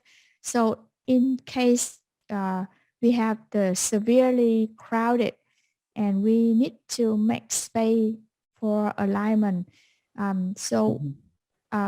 will affect to the wire sequence. I think it's almost the same. I think if you use that kind of a 3-wire sequence, you can correct. In my experience and in my patients, actually my patient, I'm working in a university hospital, and the difficulty of my patient is higher than the normal. So I can treat I think above 19% of the work patients for these 3 wires. And for some extreme case, maybe you can start with 912 instead of 914. And I think another thing is actually you do not need to change the wire for every visit. So I use a 014 ligating, and I insert it to the bracket slot, and when the patient come back, I just check, is there anything wrong about the wire or anything wrong about the breakage? And if nothing is wrong, I will make the patient. I will do some oral hygiene instruction for the patient, and just let the patient go back. And then I think maybe use the 014 for 3 visits, and then change to the 2020. So actually, I think as orthodontists, especially for the beginners of the orthodontics, they just spend too much time in the exchange, in the change of wire, and they do not wait for the wire to do their own work. Dạ, thì mình thấy là thầy nói là thầy điều trị chỉnh nha cho bệnh nhân ở trong trường đại học, thì những cái bệnh nhân mà giới thiệu đến trường đại học thường những cái ca đó là khó hơn ở bên ngoài, và thầy vẫn đi với 3 cái trình tự dây này thì vẫn thấy là không có vấn đề. Nếu mà bác sĩ lo ngại là cái răng nó chen chúc quá nhiều á, thì mình có thể là cho dây 012 nighttime ngay từ đầu, rồi sau đó mình sẽ chuyển qua 014, thì như vậy thì nó sẽ phù hợp. Nhưng mà hầu hết những cái ca đó là thầy cũng chỉ đi có 3 cái dây đó thôi, mà vấn đề là mình không có cần phải thay dây thường xuyên. Mình tới là đầu tiên mình cho dây 014, sau đó mình sẽ kiểm tra, nếu mà mình thấy là cái dây nó vẫn còn chưa có thẳng thì mình vệ sinh răng miệng, rồi mình cho bệnh nhân về, mình chờ tới khi nào mà nó thể hiện đúng cái thẳng cái dây và thể hiện đúng cái mức độ của tọt đồ đó thì mình mới đổi. Nói chung là mình phải 2-3 tháng mình đổi dây một lần, chứ không phải là mỗi lần hẹn là mình cũng phải thay dây.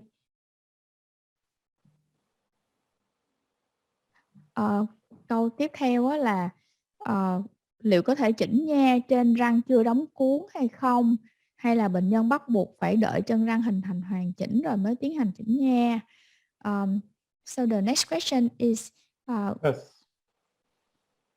Can we do orthodontic treatment for the teeth is in erupting, like the apex is still open? The apex of yeah, it's like the tooth is still developing the root. Can we still do orthodontic treatment? Yes, of course. If only have the cranial crown erupted, you can move teeth.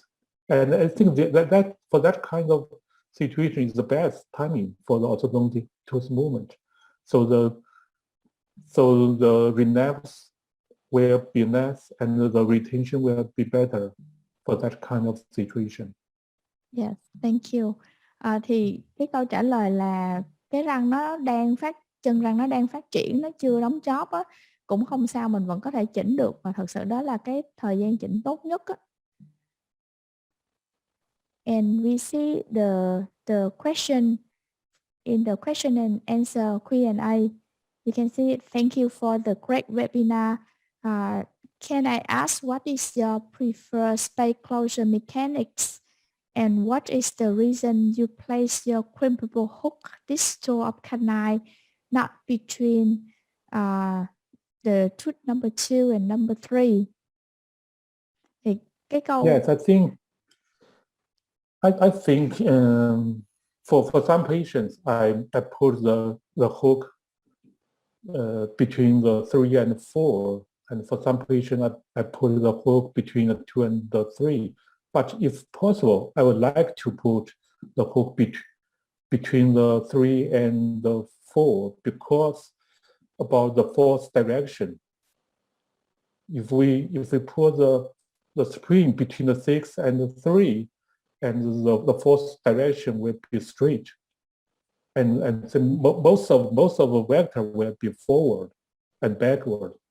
And if I put the hook between the 2 and the 3, between the natural incisors and the canines, the fourth direction will be not only forward and backward, but also be inward and outward.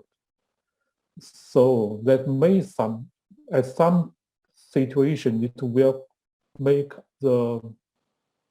some transverse effect and some unwanted transverse effect for dental arch and for the tooth movement. Thì bác sĩ ở đây hỏi là khi nào mà thấy là có những cái ca mà gắn cái hút bấm á, giữa cái ca thì ngay phía sau răng nanh, còn cái ca thì giữa răng 2 và răng 3, thì thầy nói là thật sự là thầy thích là bấm giữa răng số 3 và răng số 4 hơn, bởi vì cái hướng lực nó kéo thẳng. Còn mình bấm giữa răng số 2 và răng số 3 nhiều khi là mình sẽ có cái lực không chỉ theo chiều trước sau mà còn có lực theo chiều ngang, và nó sẽ có những cái tác động là ảnh hưởng tới cái chiều ngang mà không mong muốn. And what is your preferred space closure mechanics? I think the closing coil spring will be my first choice, because the force because the force will be consistent, and because it actually is easier and effective in clinic situation. And when the patients come back, when the patient do the revisit during that kind of time, I just need to check the bracket and check the wire. Is that too long? So I trim the wire, and the chair time will be significantly shorter for the other methods. But sometimes, for some very special cases, I bend the closing loop. I use loop mechanics, but it's not too much. I think maybe 1 or 2 out of the 100, something like that, or less. Thank you. Thì cái cơ học mà đóng khoảng thầy thích sử dụng đó là lò xo đóng khoảng, bởi vì là cái lực của mình nó sẽ rất là ổn định, và mỗi lần bệnh nhân đến là mình chỉ cần kiểm tra dây và mình cắt cái đuôi dây, và cái buổi hẹn của mình nó rất là ngắn so với những cái cách đóng khoảng khác. Nhưng mà đôi khi có những cái trường hợp đặc biệt thì thầy vẫn bẻ những cái lớp đóng khoảng trên cái dây. Rồi cái câu hỏi tiếp theo là tại sao những cái phương pháp nhận biết răng mất tọt cần điều chỉnh, của bác sĩ Hường ha. The next question is Yes. how do we know the tooth is in the situation of losing torque, like how we recognize a tooth in torque lost? I think one of the most important way is evaluate the patient's incisors at the uprighting position. If you have the patient lie down on the chair, sometimes it's not easy to identify that kind of torque loss. But when the patient walk into your office, and actually the first thing you need to check is the patient's stand straight forward and look straight forward and smile, so you can see especially the upper incisor torque.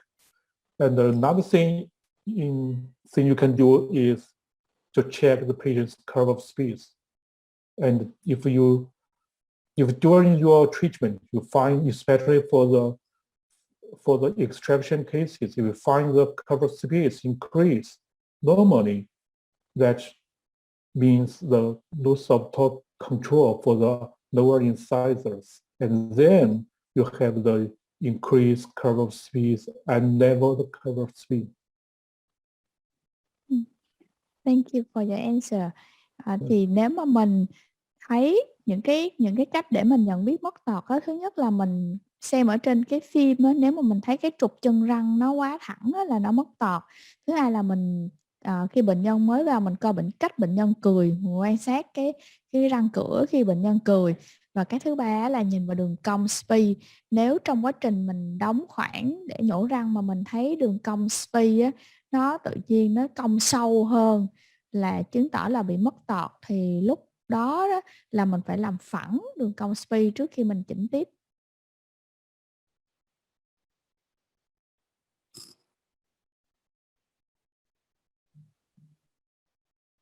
Did you want to say something about the picture that No, you again, sharing yeah, with you us? can check the control, the torque at that position. For first case, and let's see the second case. Mình có thể thấy kiểm tra cái tọt của cái răng.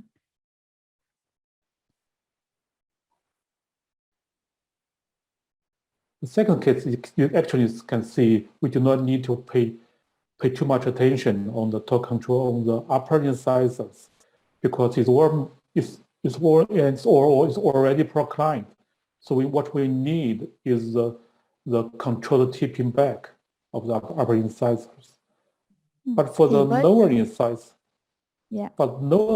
we need to pay attention to the torque control for the lower incisors, because for the lingual tip back of the lower incisors and the increased curve space, and especially during the extraction, and the lower incisors will be easily to be retracted and tipping back. So for this case, torque control for the lower incisors is much more important than in the upper incisors.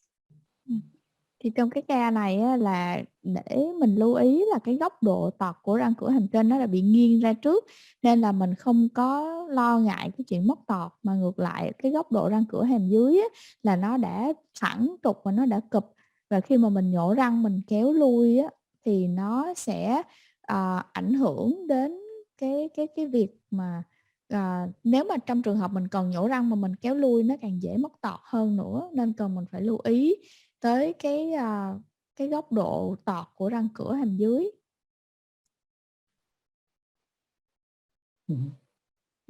Yeah. So that's all for this question.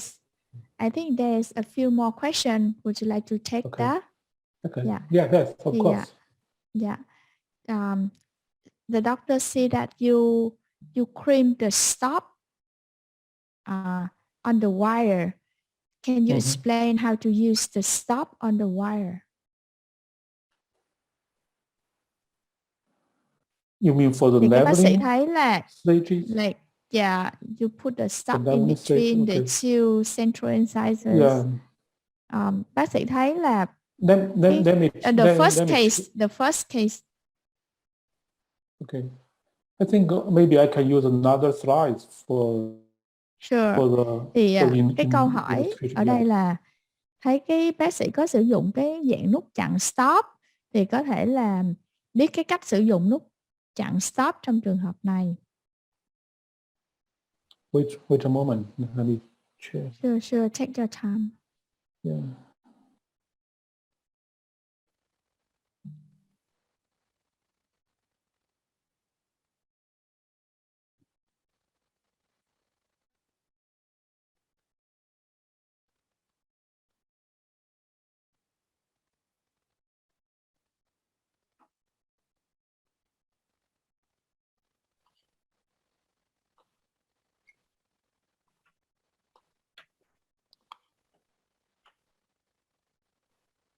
So, hi everyone. So I will take the chance to request you to finish the satisfaction survey of this webinar. Okay, so you can find it. If it doesn't pop up, you can find it in the buttons at the bottom of your screen. Okay, so you can click the survey or poll button and try to finish. Okay, we would very appreciate that. Thank you. Yeah. Thì trong lúc chờ thầy chia sẻ màn hình đó, thì xin các bác sĩ dành chút thời gian để chúng ta điền cái bản khảo sát. Thì công ty sẽ rất là cảm ơn các bác sĩ.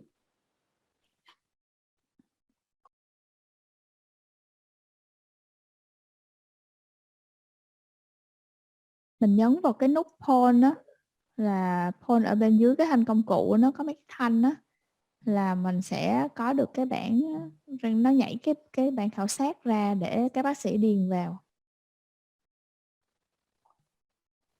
Can you see the screen now? Yes, I can see your screen. Okay. For the leveling alignment period, and for the first stage, we want to align the anterior teeth, and for sometimes we need to, for that kind of situation, we want the natural incisors to be forward and the central incisor to be retracted at the same time. And most importantly, we like to have the canines move backward, right? Mm-hmm. So the very important thing is we need to have that kind of wires to be slide easily backward. So we want the orthodontic wires can be easily moved backward.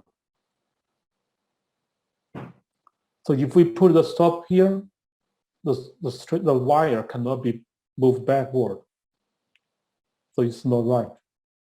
And so we can put the stop next to the canines, just like that. So they have each has the space for the wire to move backward. And we can also put the stop between the upper incisors in the middle. It's either to the upper incisors, central incisors, or distal to the upper incisors. That depends on, where do you like to see the space? If you want to see the space between the central incisors, put the stops between two upper incisors. If you want the space to be close between the two upper incisors, you can put a stop distal to the bracket of the central incisors. Mm-hmm. Okay. Thank you. Yes, let me translate this first and then you can add on some idea later.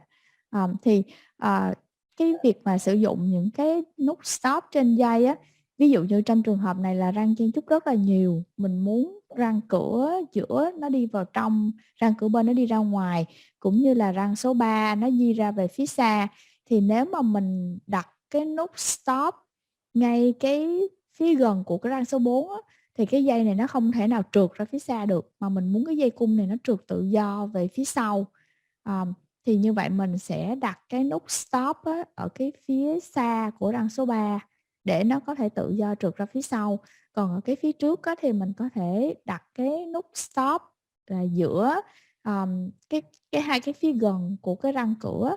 Nếu trong trường hợp á, là mình muốn là nó có giữ được cái dây, nó không có bị chạy, hoặc là nếu mà mình muốn có một cái khe, nếu mà muốn đóng cái khoảng thì mình có thể là đặt cái nút stop ở cái phía xa của cái răng cửa giữa. Yeah. Thank you. And yeah. And have I answered the question? Yes. Have I answered the question? Yeah, sure. Have I answered the question? Yeah. Okay. I think you have answered the question nicely with the picture. And the next question, thì cái câu hỏi tiếp theo á là trong cái ca thầy trình bày thầy có sử dụng răng số 6 làm neo chặn, thì không có thêm neo chặn xương, thì có phải kế hoạch điều trị có dự tính mất neo? So in your clinical cases, you use the first molar as a anchorage without adding any mini screw. Is that your treatment plan? Is the moderate anchorage, and you accept any some mesial movement of the first molar? Sure. Actually, I think most of our case actually do not need too much strong anchorage, because if you look the root position in the maxilla carefully, you can see that there's not too much room for us to retract the upper incisors. So in most of the case, we actually need just the moderate anchorage. And if you want to reinforce the anchorage for the upper teeth, I think firstly, you also need to fully use the wire and the bracket. You need to make sure you have fully corrected the mesial rotation of the molars firstly, and then you can just you can see, do you really need to? You can see you use the second molars, upper second molars for the anchorage. Is it enough or not? And if you're doing that after that, and you still find the anchorage is not enough, you can use the mini screw, of course. Thì trong những cái ca của thầy á, thì hầu như là không có cái ca nào mà cần neo chặn tuyệt đối hết á. Bởi vì những cái phần xương của cái răng cửa mình thấy là nó không có cho phép kéo lui răng cửa nhiều, do đó là chỉ sử dụng cái mắc cài thôi, và mình sẽ tận dụng hết tối đa cái ưu điểm, cái tiềm lực của mắc cài và dây cung để xoay cái răng số 6 hàm trên đó, cái phía gần nó ra ngoài, và sau đó mình sẽ đánh giá lại, nếu mình cần thêm neo chặn thì mình sẽ cho thêm răng số 7 để làm neo chặn, và nếu mà vẫn không đủ thì mình mới nghĩ đến chuyện cắm vít, chứ thầy cũng không có cắm vít quá nhiều. Tiếp theo, câu hỏi tiếp theo cũng của bác sĩ Đoan Vũ luôn, là trong ca cuối sau khi đưa vùng răng cửa về độ tật đúng thì trên cung răng xuất hiện các khoảng, nên sẽ tiếp tục đóng khoảng bằng lò xo. Như vậy thì có round tripping hay không, và có thể ghép chung hai công đoạn này vào làm chung hay không? The next question is, in your last cases, and after you correct the torque of the incisor, so there is space between the teeth in the arch, and the next step will be space closure using the coil spring, close coil spring to close the space. Is this a round trip movement? Could we combine these two stages into one stage? Yes, and I understand your question. Thank you. Let me go you. back to the slides. Yes, please.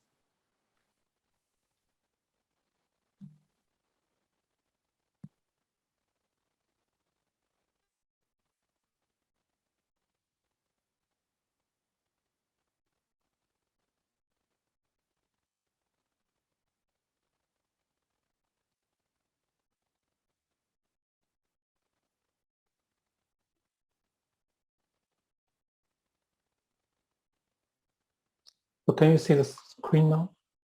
Yes, can I you see the slides? Screen. Yes. Yes. And I think personally, if we want to remain the root position in the alveolar bone, and we want to maintain the root position of the upper incisors and correct the torque. So there will be space on the upper arch and in the lower arch. And if we doing the things to prevent the space happen, to preach the space development, and this will not be effective in the torque expression for the upper and the lower incisors. And yes, that is about the mechanics part of that case. I think there's a diagnosis part of this case, because the time limit, I did not mention too much of that in the lecture. If you look carefully about the morphology of the crown of these molars and these molars, you will find actually this is not the first molar, it's the second molar. So the patient has missing the first molars. And this is a third molar because we can't see the oblique ridge on this molar. The ridge between the medial palatal cusp to the distal buccal cusp. So actually, this is not first molar. So the patient actually is missing teeth of two upper first molars. So for that kind of condition, there must be the space for this patient if the talk have been fully corrected. So that's another reason why the patient has a space on the upper arch.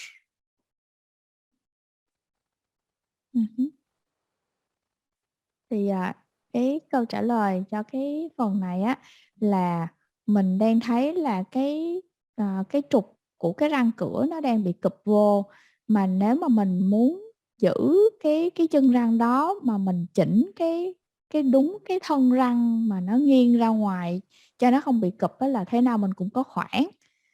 Do đó là mình nếu mà mình ngăn không cho cái việc mở khoảng mà mình muốn chỉ chỉnh tọt thôi á, thì cái điều đó về mặt cơ học là nó rất là khó.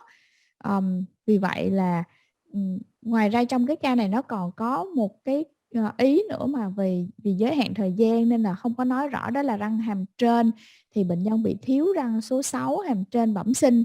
Thì nếu các bác sĩ nhìn kỹ á, thì đây là răng số 7 hàm trên, bởi vì mình không có thấy cái gờ chéo. Đó, nên là thế nào khi mà mình chỉnh đúng cái độ tọt và sắp đều thì cái hàm này nó cũng sẽ có thư khoảng. Đó chính là cái lý do mà mình thể hiện được độ tọt xong rồi thì cái hàm răng này nó có bị thư khoảng. Yeah. And So the patient have the congenital missing teeth for the upper molars and lower molars. Yeah. Thì bệnh nhân này là thiếu răng bẩm sinh, thiếu răng số 6 hàm trên và thiếu răng số 7 hàm dưới bẩm sinh. Yeah. I think time is up, but still have two more questions. I think it's okay for me. Yeah, it's okay for me. Thì còn 2 câu hỏi nữa ha, để mình hỏi thầy luôn.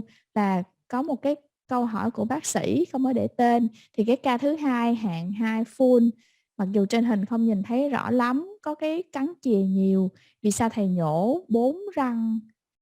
Vì sao thầy nhổ răng số 4 hàm dưới?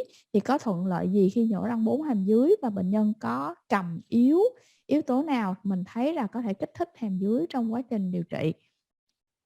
This is quite a long question, but I will try my best to translate. Okay. In your second case, which is full plus 2, with a big overjet, why do you decide to extract the first bicuspid in the lower? Is there any advantages when you decided to extract the number 4 on the lower? And the patients, the father of the patient have quick chin as well. So which factor make you think that you can stimulate the mandibular for better development in the growing during your treatment? I think that depends on 3 things. The first thing is from the self-analysis. I think we do not only analyze the current situation of the bone relationships, of skeletal relationship. We also need to see the direction of growth. I think so. From the self, I think the direction, the growth direction for the mandible is not bad. So that's a very important factors. I think this patient can be treated successfully. And another thing is this is the VTO, if you want to know. For the VTO, I just stimulate the growth of the maxilla, and I stimulate the growth of the mandible. and I see in which position I can put the upper incisors and lower incisors, and see which kind of movement do the patient need. And I will then see which kind of tooth movement we can get from the appliances. So if these two match, I think this kind of situation can be corrected easily or effectively. And another thing, I decide to extract the first premolars, because if I do not extract the teeth, we cannot retract the upper incisor, right? And if we do not extract the teeth for the lower dentition, it's very hard for us to get curve speed, because when we leveling the curve speed, we also need space.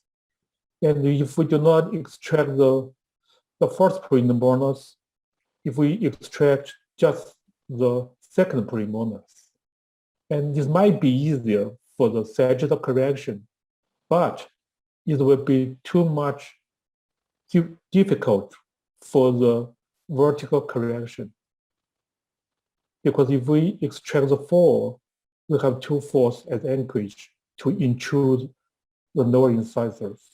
But if we extract the 5, we have just 2 teeth to intrude all the edge teeth. So the vertical control will be significantly less effective if we extract the second premolars instead of extraction of first premolars. Thank you very much Yes. for your very detailed answer. Yeah. Let me translate to the Vietnamese doctor. Thì có 3 cái yếu tố dẫn đến cái quyết định nhổ răng số 4 hàm dưới. Thứ nhất là nói về cái phân tích trên phim xọ nghiêng, thì mình thấy là cái trục răng như vậy và cái hướng tăng trưởng của cái hàm dưới thì nó không đến nỗi là tệ, nên là từ cái hướng tăng trưởng này thì tôi nghĩ là nó sẽ thuận lợi khi mà cái hàm dưới nó sẽ phát triển ra phía trước. Rồi cái đó là nó trả lời cho cái câu là yếu tố nào thầy có thể nghĩ là cái kích thích hàm dưới phát triển qua trước. Rồi cái việc nhổ răng 4 thì mình còn tùy thuộc vào cái VTO nữa. Cái VTO nó giống như là một cái bản thảo về cái kế hoạch điều trị, trong đó mình có thể dự đoán tăng trưởng của hàm dưới. Thì từ dự đoán tăng trưởng của hàm dưới thì mình sẽ biết được cái vị trí mình đặt răng cửa hàm dưới, vị trí đặt răng cửa hàm trên và dịch chuyển răng như thế nào, và liệu cái khí cụ của mình nó có đạt được cái dịch chuyển răng đó như mong muốn hay không ha. Và cái yếu tố thứ 3 là quyết định nhổ răng 4 hàm dưới trong cái trường hợp này là nó là cần thiết, bởi vì là hàm dưới bệnh nhân chen chúc và cái trục răng của bệnh nhân nó bị cụp, và mình cần cái khoảng nữa để mình làm phẳng đường cong sphi. Và nếu mà mình không có khoảng thì mình rất là khó trong cái việc làm phẳng đường cong sphi. Và mình có thể suy nghĩ là nếu nhổ răng 5 thì như thế nào. Nếu mà nhổ răng 5 thì cái răng số 6 nó sẽ chạy ra trước, thì mình dễ giải quyết cái tương quan theo chiều trước sau hơn. Nhưng mà nói về cái vấn đề neo chặn thì nó lại sẽ không có lợi, bởi vì nhổ răng 5 là mình chỉ còn 2 cái răng số 6 nó chống chọi lại neo cho 8 cái răng phía trước, thì như vậy nó sẽ không có đủ để neo, để chỉnh cái vấn đề theo chiều dọc. Ở đây là cái răng cửa của bệnh nhân bị trồi, do đó là mình nhổ răng 4 thì mình có mỗi bên 2 răng là có 4 răng để mình neo cho cái 6 răng phía trước, thì như vậy thì cái việc neo chặn nó sẽ ổn hơn. Thank you very much. And I will take the last question. This is the last question. Câu hỏi cuối cùng là biến chứng tiêu chóp chân răng trong ca nhổ răng và kéo lùi, thầy có cách nào hạn chế không? Và nếu xảy ra tiêu chóp thì cách xử lý của thầy như thế nào? So the last question regarding the root resorption during the orthodontic treatment when you extract the teeth and retract the tooth backward. Do you face any situation about the root resorption, and is there any way to prevent? And if that happened, how could we manage the situation? Yes, I think it's a very complicated issue for the root resorption during Yes. orthodontics. I think firstly we need to know it's a multi-factor issue, and a lot of factors may play the roles in the root resorption, and such as the genetic background, and some people they're easily to have that kind of situation. And I think another thing for us is that as orthodontists, there's something we can do to avoid the root resorption. And just as I mentioned before, if you look carefully about the alveolar bone, actually we do not have too much space to retract the upper incisors or the lower incisors. I think, can you give me 1 minute? So I can find some slides for you to better understand please. this situation. Thì thầy nói là cái vấn đề mà tiêu chóp chân răng nó là một cái vấn đề nó rất là phức tạp trong chỉnh nha, bởi vì nó liên quan đến nhiều yếu tố và có một số những cái vấn đề nó thuộc về di truyền. Có những cái người là rất là dễ bị nhạy cảm với tiêu chóp, dễ bị hơn những người khác. Và là một cái bác sĩ chỉnh nha, để tránh bị tiêu chóp chân răng á, thì trước hết mình phải quan sát kỹ trên phim X-quang để coi là cái khoảng xương của mình có để di chuyển răng á, là nó có được bao nhiêu và mình có thể kéo lui được cái răng tới đâu. Thì thầy sẽ chia sẻ cái màn hình để cho mình thấy là một cái cam mà có cái phim đánh giá trên cái phim X-quang.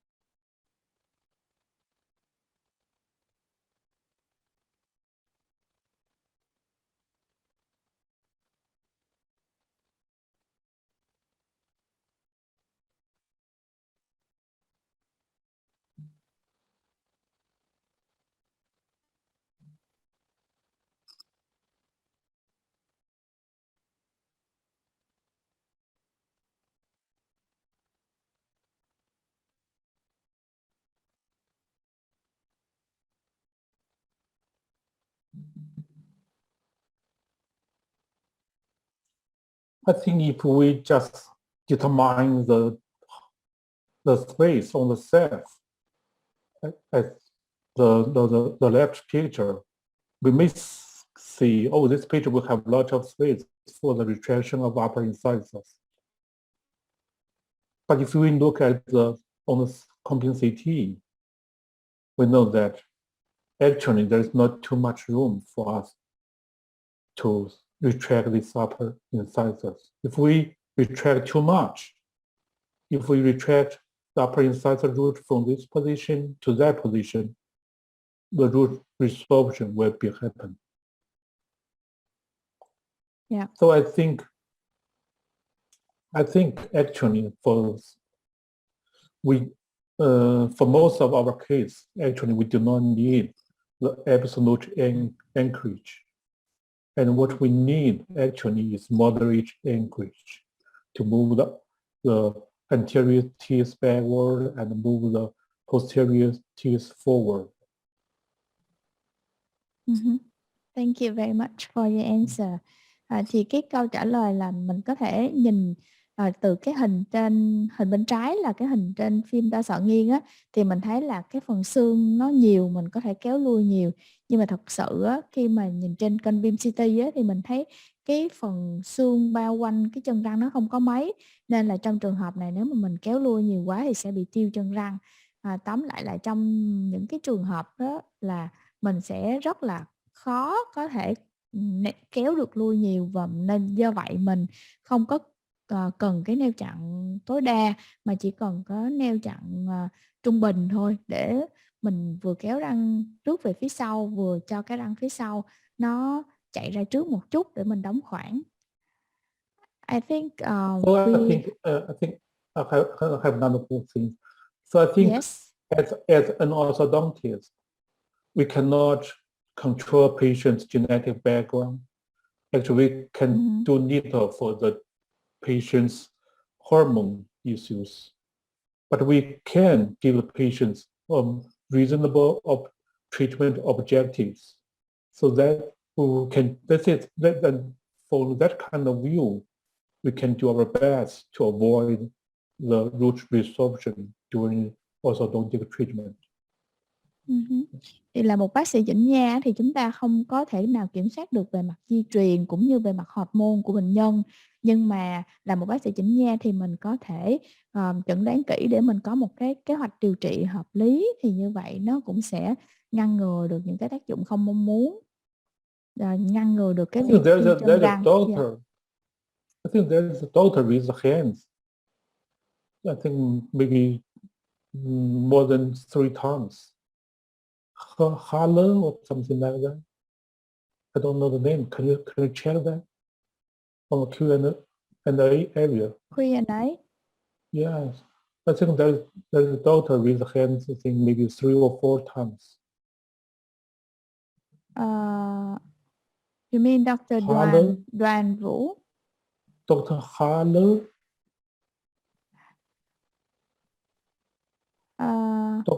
H-A-L-E. I'm not sure. I'm not sure what you mean in the Q&A or in the chat box. No. I think you already answered all the question. Yeah. Okay. Yeah. And thank you very much for your presentation, and almost like more than 1 hour of answering all the questions from the attendant. It's my pleasure. Thank you very much. Yeah. Cô ơi. Good night. Okay, so thank you, Dr. Liu, and thank you, Dr. Haipun. Okay, and thank you all the attendants. Okay, so it's been another like 2.5 hours, and it's been really late. Okay, so we do appreciate everyone who stays. Okay, we hope you have learned something. Okay, and for what Dr. Liu has been talked about, the fully programmed interactive bracket. So AO Empower 2 Metal is a fully interactive programmed bracket. Okay, and about the thermal nitrile wire, our tensor wire is a thermal nitrile wire. Okay, so you can contact your the AO sales reps after this webinar. Okay, we can start to try. Thank you. Yes, thank you. Thì cho đến giờ này thì rất là cảm ơn mọi người vẫn còn ở lại với cái buổi Zoom ngày hôm nay.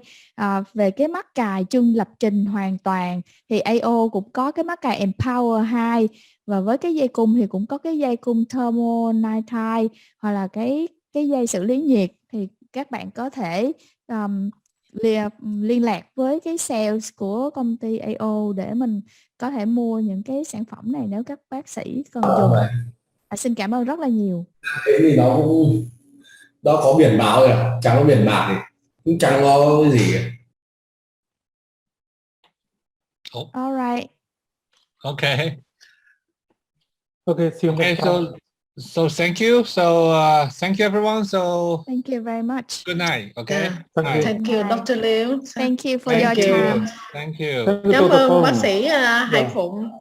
Dạ, Thank cảm ơn you, cô thank Thank you. you. Yeah. Cảm ơn tất cả các bác sĩ đã dự. Cảm ơn Hải Phụng. Chúc mọi người ngủ ngon. Good night. Good night. Good night. Bye bye. Good night, bye Bye bye. bye.